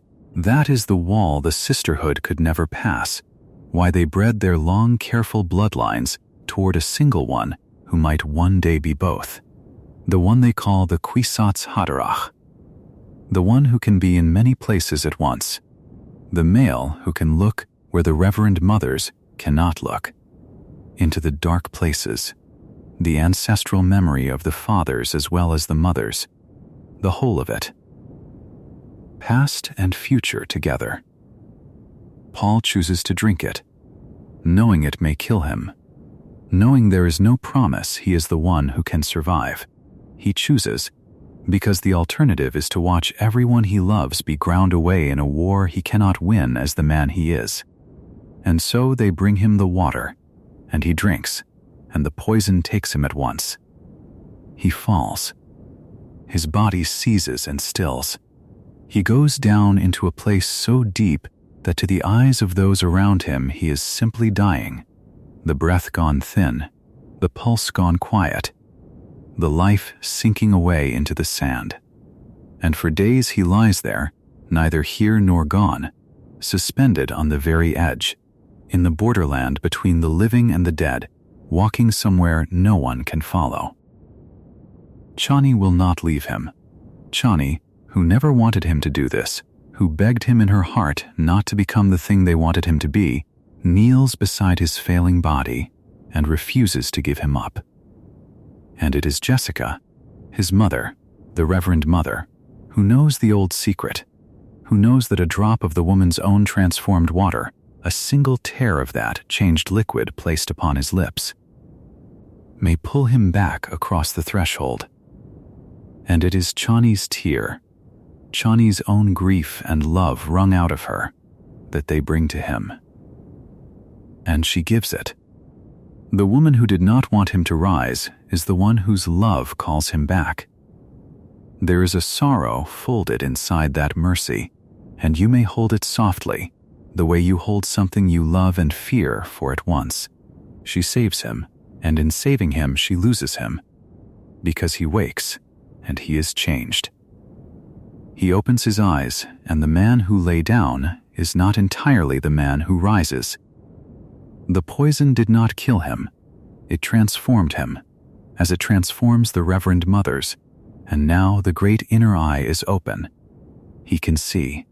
He can see the past, all of it, the whole long ancestral memory flooding into him, every life that led to his, the endless chain of fathers and mothers reaching back to the beginning, their voices, their knowing, all of it his now. And he can see the future, the branching tree of everything that may be, laid out before him with a clarity that no living person has ever held. He is the Kwisatz Haderach, the one the sisterhood bred for and never expected to arrive so, in the desert, among the people they meant only to use. The bridge the one who can look into all the places at once. And so he finds his narrow path at last. He sees the one thread through the storm, the single way forward. But you must understand what else he sees, because it is the shadow laid over all his new power, and he cannot unsee it. He sees the holy war. He sees the jihad clearly now, no longer a flickering dream but a certainty. The green banners of his name pouring off Arrakis and out across the whole of the known universe, fanatic legions carrying his myth from world to world. And he sees the dead. Billions of them. Billions who will die in his name. In wars fought for him whether he wills them or not, worlds burning with a devotion he never asked for. He has opened his eyes to save the people he loves, and the same open eyes show him the ocean of blood his triumph will unleash. That is the price of the sight. To see the one path that saves you is to see the horror that path costs, and to walk it anyway. And he walks it anyway. This is the turn you have been drifting toward, the moment the boy is gone and Muad'Dib stands in his place. Paul rises, and he no longer refuses. He accepts. He accepts the terrible role, because he has seen that refusing it changes nothing but the manner of the ruin, and this narrow road is the only one where those he loves come through. He goes south at last, to the great gathering of the faithful, to the fervent believers who have waited so long, and he stands before them, and he speaks. He speaks with the voice, the trained and shattering command his mother taught him, and he speaks the truth of who he is, and it lands upon them like the breaking of a long-held breath.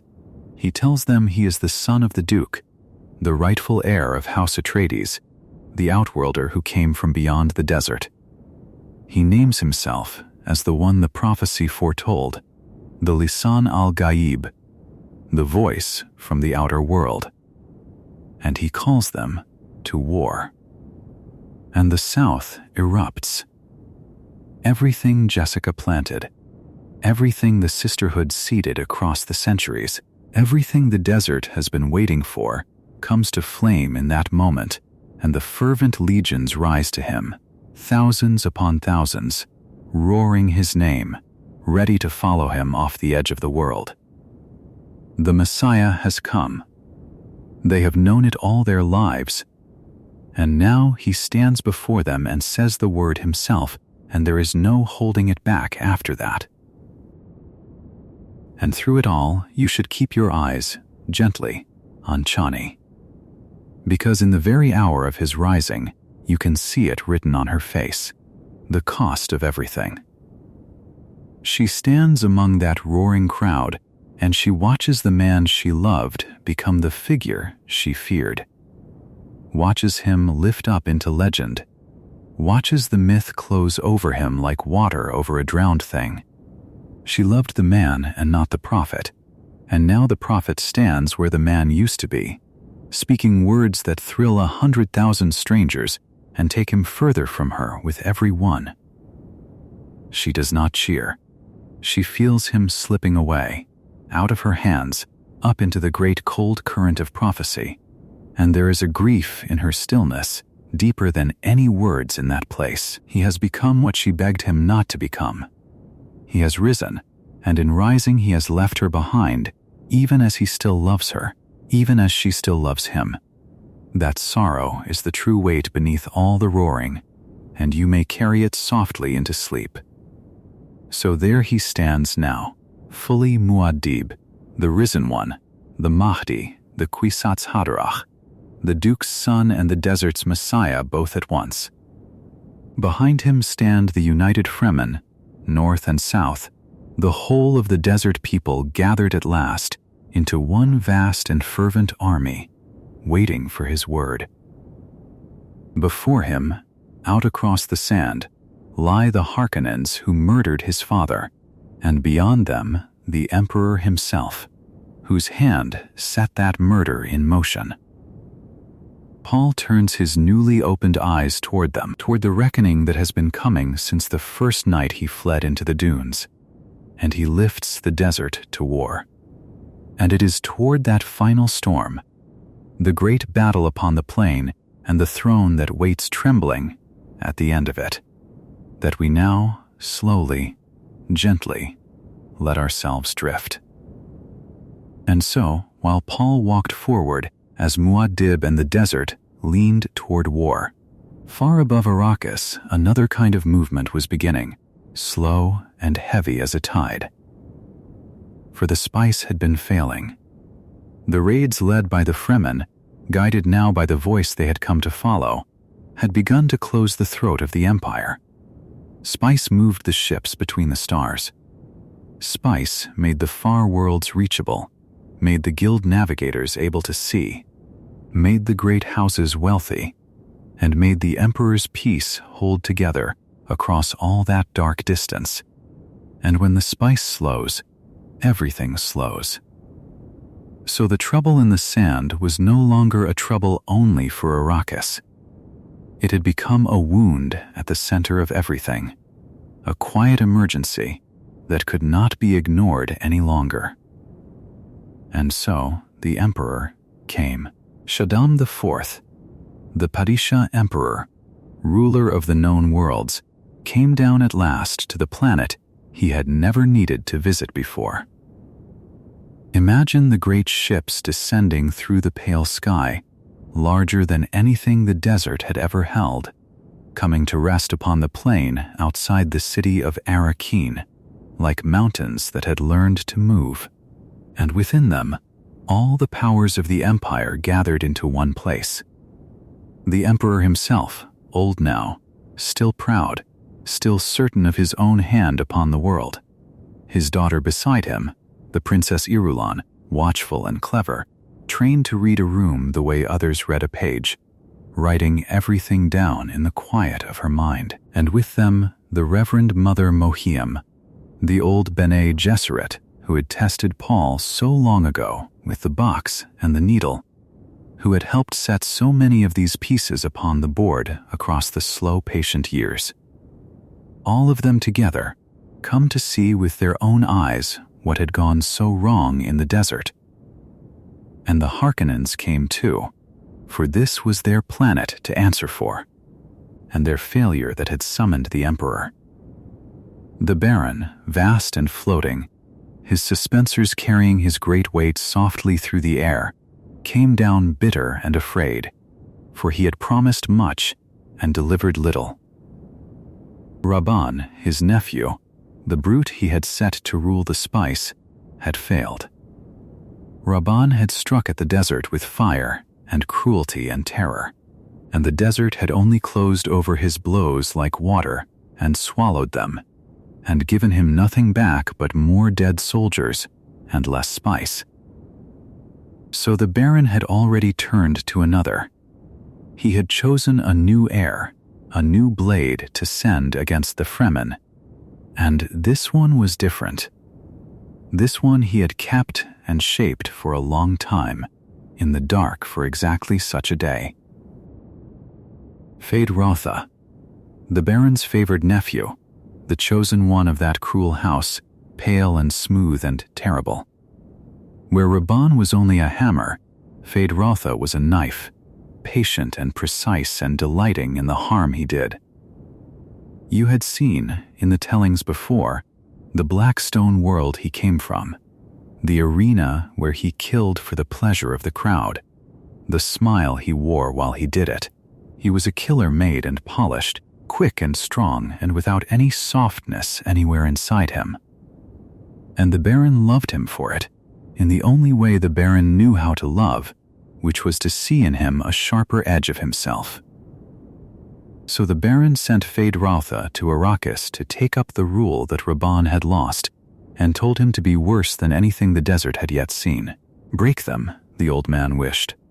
Break the Fremen, break their prophet, drown the sand in fear until the spice flowed clean again. And Feyd-Rautha went gladly, because breaking things was the one joy he had. So all of them were there now, on the great plain before Arrakis, gathered under the open sky. The Emperor with his soldiers, the terrible Sardaukar, the finest killers the Empire could make, raised from birth on a prison world to know nothing but war. The Harkonnens with their legions. All that iron and all that power come to settle the desert once and for all. And they believed, as such people always believe, that they had brought enough, that nothing born of sand and rags could stand against so much. But Paul had seen this.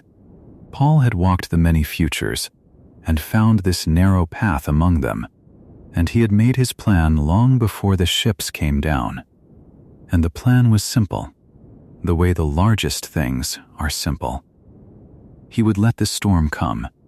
He would let the great wall of weather roll in across the desert, the Coriolis storm that no shield and no ship could weather. And he would hide his people inside it and behind it, and he would come out of it when no one thought anyone could come out of it at all. And he would not come on foot, and he would not come in machines. He would come on the worms. And so, softly now, let the great attack unfold before you, but let it unfold the way a thing unfolds when you watch it from very far away, from a high and quiet place where the noise cannot reach you.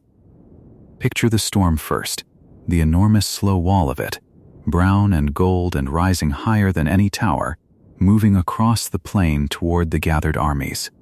And within that wall, hidden by all that turning sand, the Fremen. Riding, Paul at their head upon a worm so great, it seemed a piece of the desert had risen up and decided to move. And behind him the others, hundreds of them, thousands, each one riding a living mountain of the deep sand, each worm trailing its own small storm. All of them coming on together beneath the greater storm, like a second desert, lifting itself into war. They struck the wall of the Emperor's defenses, and the defenses meant nothing. The storm broke over the machines and blinded them and tore them, and out of the storm came the worms, and the plain that had held all that iron confidence dissolved into sand and thunder. Let it stay distant. Let it be only a great sweeping movement seen from far off, the way you might watch weather cross a valley from a mountainside, the way a dream shows you enormous things happening without any of their weight landing on you. The Sardaukar, the unbeatable ones, the killers raised for exactly this, were undone. Not in a fair contest of soldier against soldier, but by the desert itself rising up with the Fremen riding at its crest. The mighty army that had come down so certain was scattered and swallowed and broken open, and the city gates gave way, and the whole gathered power of the Empire, in the space of a single storm, came apart in the wind. And in the ruin of it, the Harkonnens fell. The Baron, who had schemed across so many years, who had murdered Paul's father and burned Paul's house, and thought himself the cleverest hand in all the Empire, met his end there in the broken city. And here the telling turns to Alia, to Paul's strange young sister, though she was hardly born, though she was still a small child in years. For Alia had woken in the womb, you will remember, when her mother drank the water of life and became a reverend mother while Alia was still unborn. All that knowledge, all those ancestral voices, all that terrible awareness had flooded into her before she ever breathed. And so, she was a child, and not a child, small and calm and unnervingly wise, with eyes that had seen more than any child should. She played her part in the fall of the great enemy. The Baron, floating and afraid and cornered at last, found his end, and the long feud between Atreides and Harkonnen closed over him like sand closing over a stone. The house that had brought so much grief to Paul's family was finished, its master dead upon the plain he had ruled through fear. And the Emperor was taken. Shaddam IV, ruler of the known worlds, was captured in the wreckage of his own certainty. His soldiers were broken, his ships were grounded, his power was suddenly only a word without anything left beneath it to hold it up. And he was brought before the young man from the desert, the boy he had helped to ruin so long ago when he let the Harkonnens fall upon House Atreides, the boy who had gone into the sand to die and had come back instead as something the Emperor had no name for. Imagine the old man, still proud, still trying to hold his face like an emperor's face, standing now as a prisoner before a desert prophet in a torn robe with the blue in blue eyes of the spice. Everything reversed. Everything he had built turned against him in a single afternoon of storm, and Paul claimed it all. He claimed the throne, by right and by force, both at once. By right, because he was the last true son of House Atreides, wronged and dispossessed and risen again. By force, because his army had just unmade the Empire's finest soldiers upon the sand outside. But Paul knew, as the Emperor knew, that a throne is not only won by killing.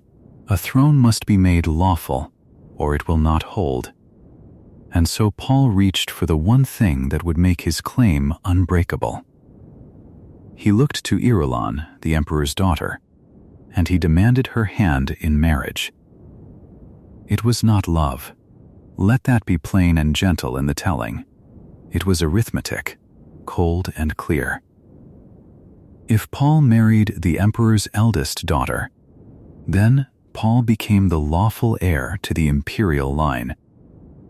Then his rule was not a conquest to be overturned, but a succession to be recorded.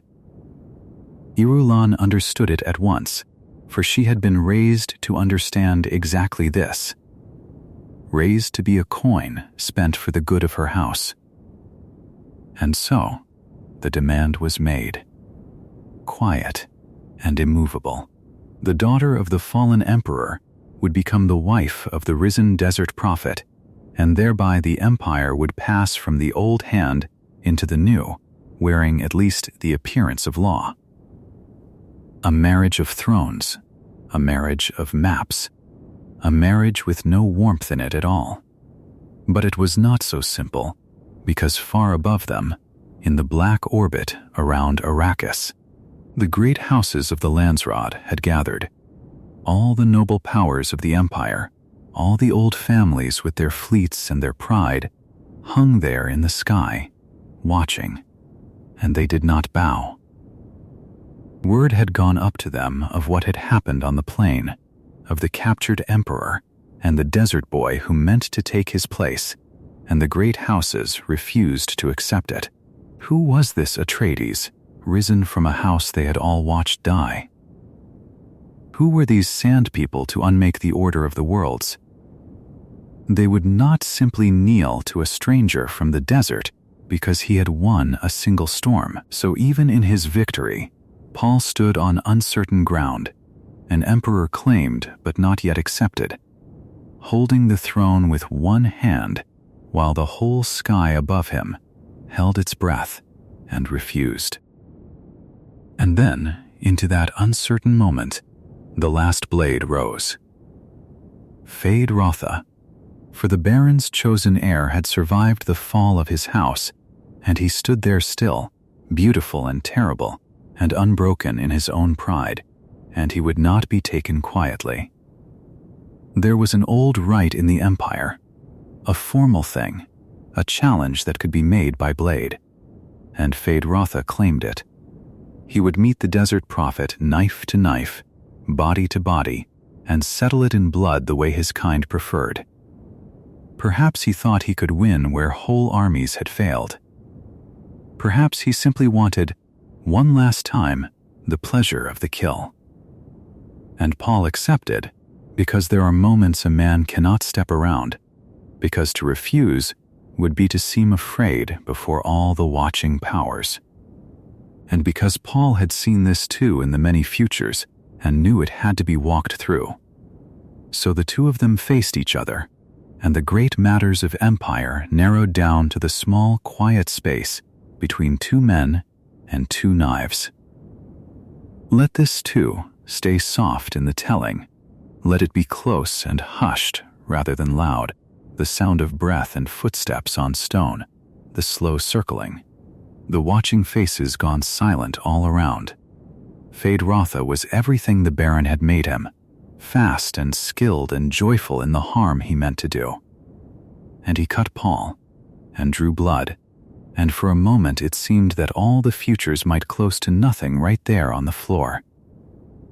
But Paul was more than the boy the Harkonnens had once hunted through the desert. He had drunk the water of life and crossed to the far side of himself. He had walked among the visions and come back with a stillness in him that no arena killer could match.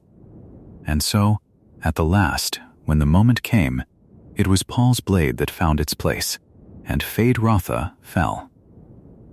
The chosen heir of the cruel house, the smiling killer, went down quiet upon the stone, and the last of the Harkonnen line was finished.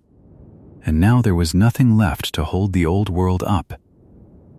The Emperor, defeated, his last champion dead, his army broken, his power gone, did the only thing left to an emperor who is no longer an emperor. He knelt. Shaddam IV, ruler of the known worlds, lowered himself before the young man from the desert, and he took Paul's hand, and he pressed his lips to the ring upon it, the ring of House Atreides, the ducal signet that Paul's father had once worn. The kiss of submission. With that small gesture, the empire changed hands. The old order bowed to the new, there in the broken city, and Paul Atreides, Muad'Dib, stood as the master of everything. He had won. He had won it all. The throne and the planet and the empire and the vengeance for his murdered father. Everything he had lost and more than he had ever had. And it was ash in his hands, and he knew it. For there was Chani, turned softly now to Chani, the Fremen woman who had loved him not as a prophet, but as a man, who had walked beside him through the desert when he was only a lost boy learning to survive, who had taught him the ways of the sand and given him her heart on the plain, honest terms of two people who chose each other. Chani had never believed in the prophecy. She had loved Paul and distrusted what they were making of him, had watched the legend rise around him with worry in her eyes, had feared exactly this, that the man would be swallowed by the Messiah. And now she watched him claim a throne and demand another woman's hand to seal it, and something in her closed like a door. She would not bow when the others knelt. When the desert sank to its knees before the risen Muad'Dib, Chani stood. She could not accept this Paul, this emperor with his political marriage and his talk of thrones. It was not jealousy alone, though the marriage cut her. Of course it cut her.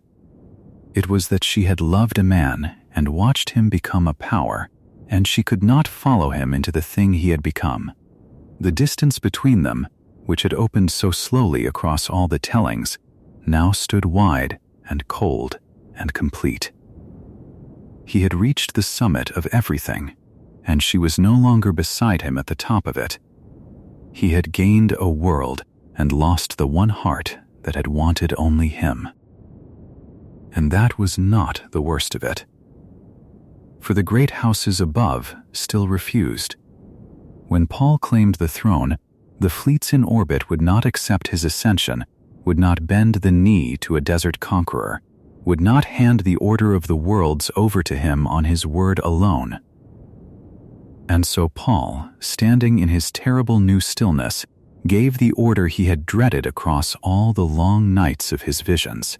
He turned to the Fremen, to the countless warriors who now saw him as their God made flesh, and he sent them to the stars. He commanded the holy war. He loosed the very thing he had spent so long trying to hold back. For this had been the shape of Paul's dread from the very beginning. In all his visions, again and again, he had seen the green and black banners of the jihad carried out across the galaxy, seen the Fremen pour off Arrakis in his name and drown 100 worlds in war, seen billions dead beneath the name of Muad'Dib. He had seen it and hated it, and tried, along all the narrow paths of the future, to find the one road that led around it. And there had been no road around it. This was the price of the throne, of the survival of his house, of the water of life and the desert power and the vengeance he had taken. To win, he had to become the thing whose war would spill out across the stars. And now, in the very hour of his victory, with the Emperor kneeling and the crown as good as his, Paul opened his hand and let that future free.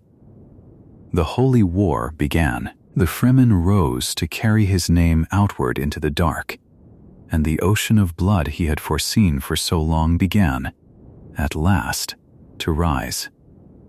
So there he stood, upon the edge of a throne that was everything he had wanted, and nothing he had wanted at all. He had avenged his father, and reclaimed his house, and mastered the empire, and in the same breath he had unleashed a war that would burn across the worlds and swallow more lives than he could count. And he had lost the woman he loved to the cold weight of what he had chosen. And Chani turned away. She would not stand at the foot of that throne. She walked out from the ruined city and into the desert that had always been her true home, and she called a worm, and she rode away alone across the open sand, away from Paul, away from the emperor he had become, into the wide and quiet emptiness that asked nothing of her. And Paul watched her go and did not stop her, because there was nothing left in him that could. And so the desert boy stood upon the threshold of his empire, crowned in all but name, the whole galaxy tilting now toward the war he had feared, the banners already lifting, the ships already gathering to carry his holy war outward into the night. A throne bought with a coming ocean of blood, a victory that tasted of loss, and beyond this moment, past the kneeling emperor and the refusing houses and the beloved figure riding away into the sand, lay everything that would come after. The war unfolding, the empire remade, the long strange road that Paul Atreides would still have to walk. And it is to that road, to where the next chapter of this story truly begins, that we will turn now, gently. In a little while, 12 years pass now, and I want you to let them pass gently, the way years pass in a dream, one folding softly into the next until you can no longer tell where one ended and the other began.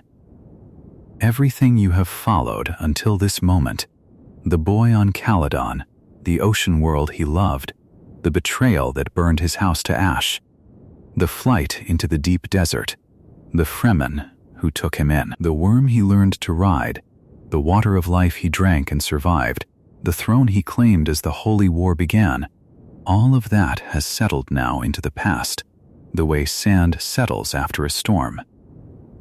And when the wind stills and you look out across the dunes again, everything has changed. The gentle young man you followed is gone. In his place sits an emperor, Paul Atreides, who once wept for a dead friend in the dark, who once trembled at the visions rising behind his eyes, is now Muad'Dib, emperor of the known universe, ruler of all the worlds that turn beneath the scattered stars. He governs not from Caladan, not from some gleaming capital of old, but from Arrakis itself, from the desert planet that made him, the world of sand and spice and silence. The place that was once his exile has become the center of everything. And the boy who came to that desert with nothing now holds more power than any human being has ever held. But I want you to sit with what that power cost, quietly, the way you might sit beside a slow fire late at night. Because the holy war he foresaw, the jihad he saw coming and could not turn aside, that war has swept across the galaxy in his name. His Fremen warriors, fierce and devoted, carried his green banner from world to world, and where they went, they conquered. And they did not conquer gently. In the 12 years since Paul took the throne, 60 billion people have died. 60 billion. Worlds have been sterilized, whole planets scoured clean of life in the name of Muad'Dib. 90 planets, their old faiths broken, their old rulers cast down, all of them bent now to the worship of a single man. A religion has grown up around him, vast and hungry, with priests and rites and holy words, and at the center of it all stands Paul, no longer quite a man in their eyes, but something more, something they kneel before. Let that weight settle over you, softly, without fear. The gentle boy became a Messiah. The Messiah became a conqueror, and it cost more than he ever wanted, more than he could have imagined on that long-ago night when the visions first showed him the rivers of blood spreading out from his own choices. He never wanted this. That is the ache at the very heart of the story you are about to begin. He saw it coming, and he still could not stop it. The love his people bear him has become a weapon that kills in his name, again and again across the darkness between the stars. This is Paul's burden now, and it is a strange and heavy one. He can see the future. That gift, born of the spice and of his own bloodline, never left him. It only deepened. He walks through his days able to glimpse the paths ahead, the branching ways that time might take. And you might think, at first, that this would be a comfort to know what is coming. But it is not a comfort. It is a prison. Because when you can see the future clearly enough, you become trapped inside it. Every step you take, you have already seen. Every word you speak, you have already heard yourself speak. The path narrows and narrows until there is only one way forward, and you must walk it, whether you wish to or not, because you have already seen yourself walking it. Paul is a prisoner of his own myth, a prisoner of the prophecy that was built up around him, half of it planted long ago by others, half of it grown wild from the seeds of his own visions. His oracular sight shows him grief he cannot avoid. It shows him sorrows waiting up ahead on the road, and no matter how he turns, no matter how he tries to step aside, the road always curves back toward them. Imagine carrying that. Imagine knowing what is coming and being unable to change it, unable even to look away. This is what it is to be Muad'Dib, the most powerful man alive, and one of the most helpless, bound hand and foot by the very gift that made him. And yet, in the middle of all that vast and terrible power, there is still love. Chani is with him. The Fremen woman he loved out in the desert all those years ago, when he was only a fugitive with a hidden name, she is with him still, at his side, in his heart. She is his beloved, his true companion, the one warm and living thing in a court full of politics and worship and cold machinery. When Paul is with Chani, he is closer to being simply a man than at any other time. She anchors him. She is the desert he loved, made into a single person, and he holds to her the way a drowning man holds to something solid. But here the story folds in a sorrow you should know about, told gently. Chani is his beloved, yes, but she is not his wife, not in the eyes of the Empire. For reasons of state, for the sake of holding together the fragile peace among the great powers, Paul is married to another. Her name is Irulan. She is a princess of the old imperial line, the daughter of the emperor Paul overthrew. And he took her hand in marriage to seal his claim to the throne. But he took only her hand, and nothing more. Irulan is his wife in name alone. He does not love her. He has never loved her. She sits beside the throne in her royal robes, empress in title, and she is utterly alone. And Irulan carries a secret sorrow of her own, and a quiet, aching resentment. She longs to give Paul an heir, to be the mother of the imperial line to matter, but Paul will have no child by her. So Irulan waits and watches, and does something else instead. She writes. She has appointed herself the historian of Muad'Dib, the keeper of his story, and she fills book after book with accounts of his life, his sayings, his legend. She is building the record that will outlast them all. Some of what she writes is true. Some of it is shaped, softened, sharpened to serve her own quiet purposes. And there is another secret folded inside her longing, a hidden hand at work. For the reason Chani bears Paul no living child is not chance alone.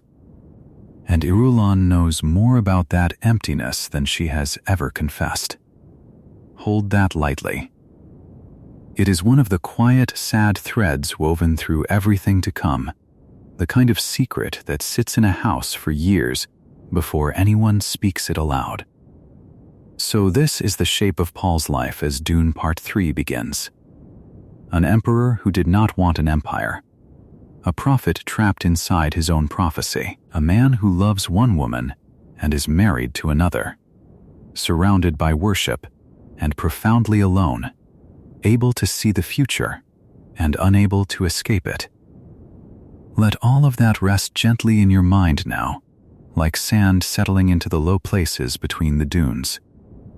And out beyond the walls of his citadel, in the shadowed rooms of the great powers, something is stirring. I will tell you of it softly, the way you might hear distant thunder while you are already half asleep. Enough to know it is there, not enough to trouble you. There are those who fear Paul's power. There are those who resent it. For 12 years they have knelt, or pretended to kneel, and all the while their fear has grown, because a man who can see the future and command the faith of billions is a man no one else can ever hope to control. And so, quietly, in secret, they have begun to gather. Old rivals who would never otherwise stand together, drawn into a single conspiracy by their shared unease. There is the Bene Gesserit sisterhood, the ancient order of women you have heard of before, the ones who guided bloodlines across the centuries, breeding toward a hoped-for one they never quite meant to be Paul. He slipped their control.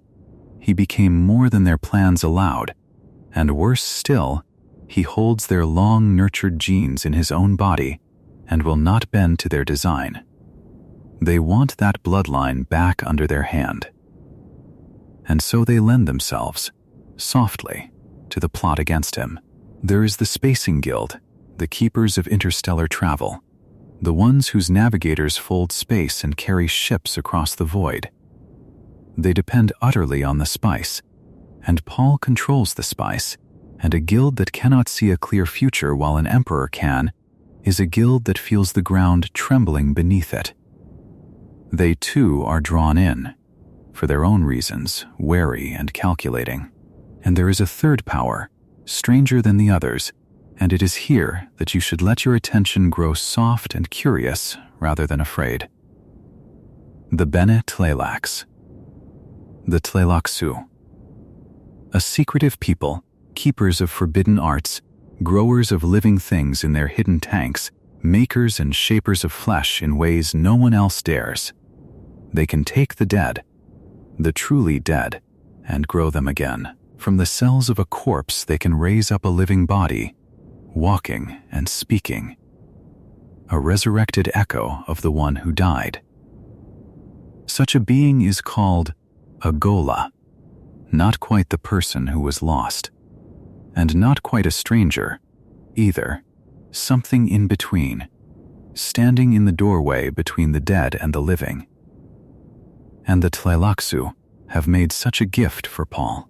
Out of their tanks they have grown a body from the flesh of a man Paul loved and lost long ago, Duncan Idaho. Do you remember Duncan? The sword master of House Atreides, the loyal warrior who taught Paul as a boy, who fought and laughed and gave his own life so that Paul and his mother could escape into the desert on the night everything burned. Duncan Idaho died for Paul, and now the Tleilaxu have brought his body back from the dead and offered it to the Emperor as a gift. But it is a gift that is also a weapon. That is the danger of it, the sad and secret edge hidden inside the kindness.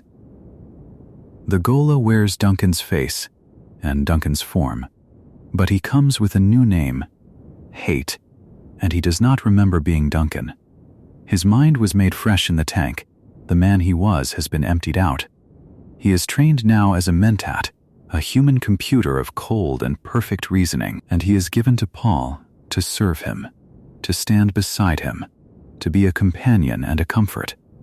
And Paul, who loved the original Duncan with all his heart, accepts him, aching to see that beloved face again, even knowing it may hide a trap.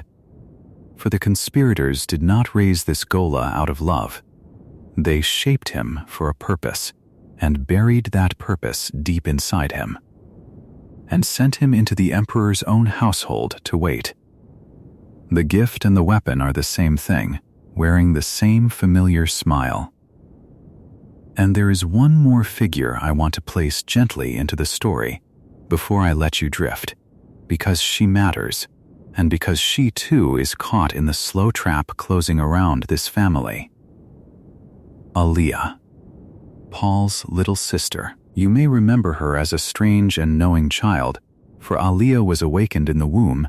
Her mind opened before she was even born, when her mother drank the water of life while carrying her. She came into the world already ancient, already full of the memories and voices of all the women who came before her. She was never truly a child at all. And now, Alia is grown. A young woman, powerful in her own right, revered across the empire as a holy figure beside her brother, gifted with the same terrible sight and the same deep strangeness. But that gift is also a weight on her, and the voices she carries inside her are a burden no one so young should have to bear.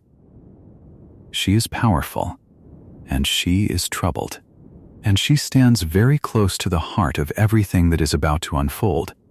Keep her gently in mind. She is one of the ones the closing trap will touch. Because that is what the empire has become, in the end. A trap. An empire built on one man, raised up around Paul like a great structure of stone and faith and fear, so vast and so heavy that it has begun, slowly, to close around him. Around Chani, whom he loves. Around Alia, his sister. Around the ghost of Duncan wearing a stranger's name. Around all of them.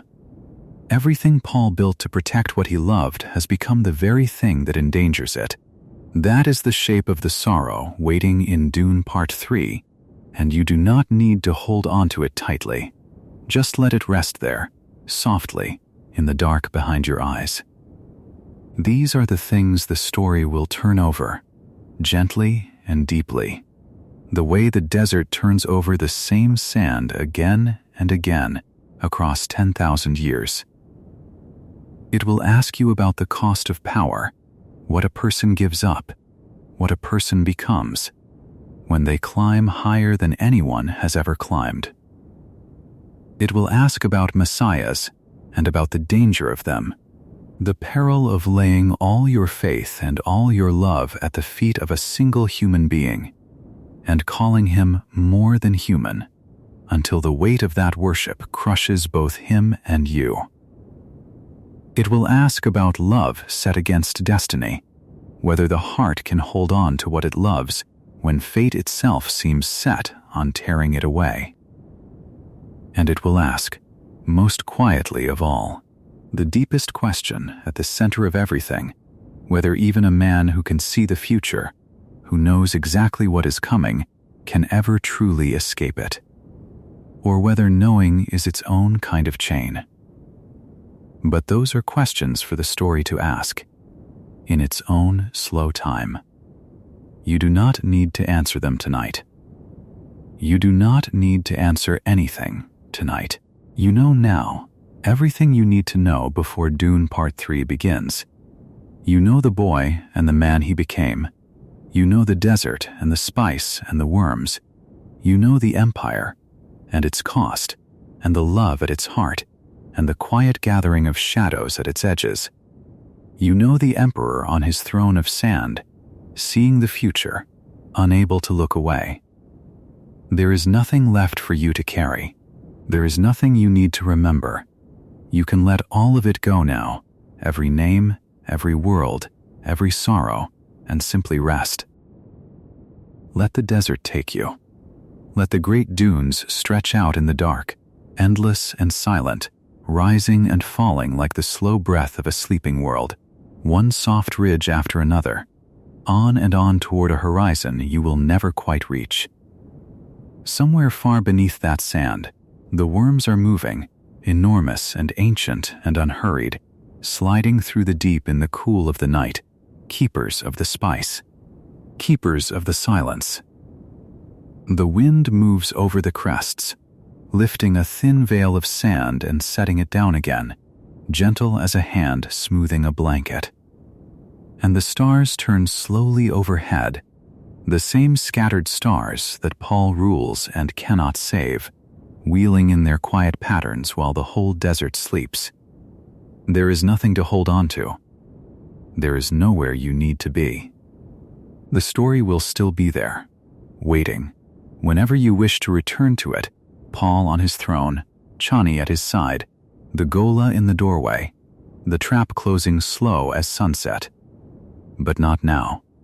Now there is only the sand, and the soft dark, and the long, slow breath of the dunes carrying you down, and gently down, into the deep and dreamless quiet of the desert at night, where everything is still, and everything is calm, and you are finally, softly, letting go.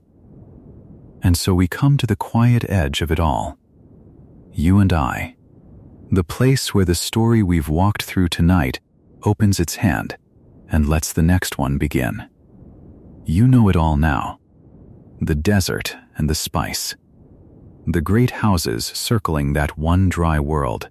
The boy who lost everything in the dark and walked out into the sand, and the man he became out there, crowned and feared and worshipped, holding a universe in one hand and, in the other, the terrible cost of it. Everything before Dune Part 3 laid out gently, in order, just as I promised. Whenever that next chapter finally begins, you'll be ready for it. It will feel like coming back to a country you've already walked through in a dream. But that was never really the point of tonight, was it? You don't have to carry any of it with you into the morning. Let it all grow soft and far away now, the names and the sands and the sleeping worms, until it's just a warm blur at the back of your mind, a story someone told you once, long ago, in a low and gentle voice. The knowing was only ever the boat, and you've nearly reached the shore. So let it all go now. Let Arrakis grow quiet. Let the great worms settle deep into the dunes and sleep. Let the empires and their endless wanting fade down to nothing, small and distant as stars going out one by one. There is nothing out there in that whole vast desert that needs anything from you tonight. There is nothing you have to decide, nothing you have to hold, nothing you have to be. There is only your breath, slow and easy, and the warmth of where you're lying, and the soft dark closing over you like sand smoothing itself flat in the wind. You did a good thing for yourself tonight, choosing rest. Choosing to lie down and let the day be over. I'm glad you spent it here with me. If some part of you is still awake enough to hear this, Then just let my voice be the last thing, going quieter now and quieter, like footsteps walking away across soft sand until it's gone. Sleep now. Sleep deeply and sleep well. The desert will keep, and the story will keep, and everything can wait for morning. Rest from all of us here at the Spice Sleeper. Good night, and the sweetest of dreams. I'll be here whenever you need somewhere quiet to land again. Good night.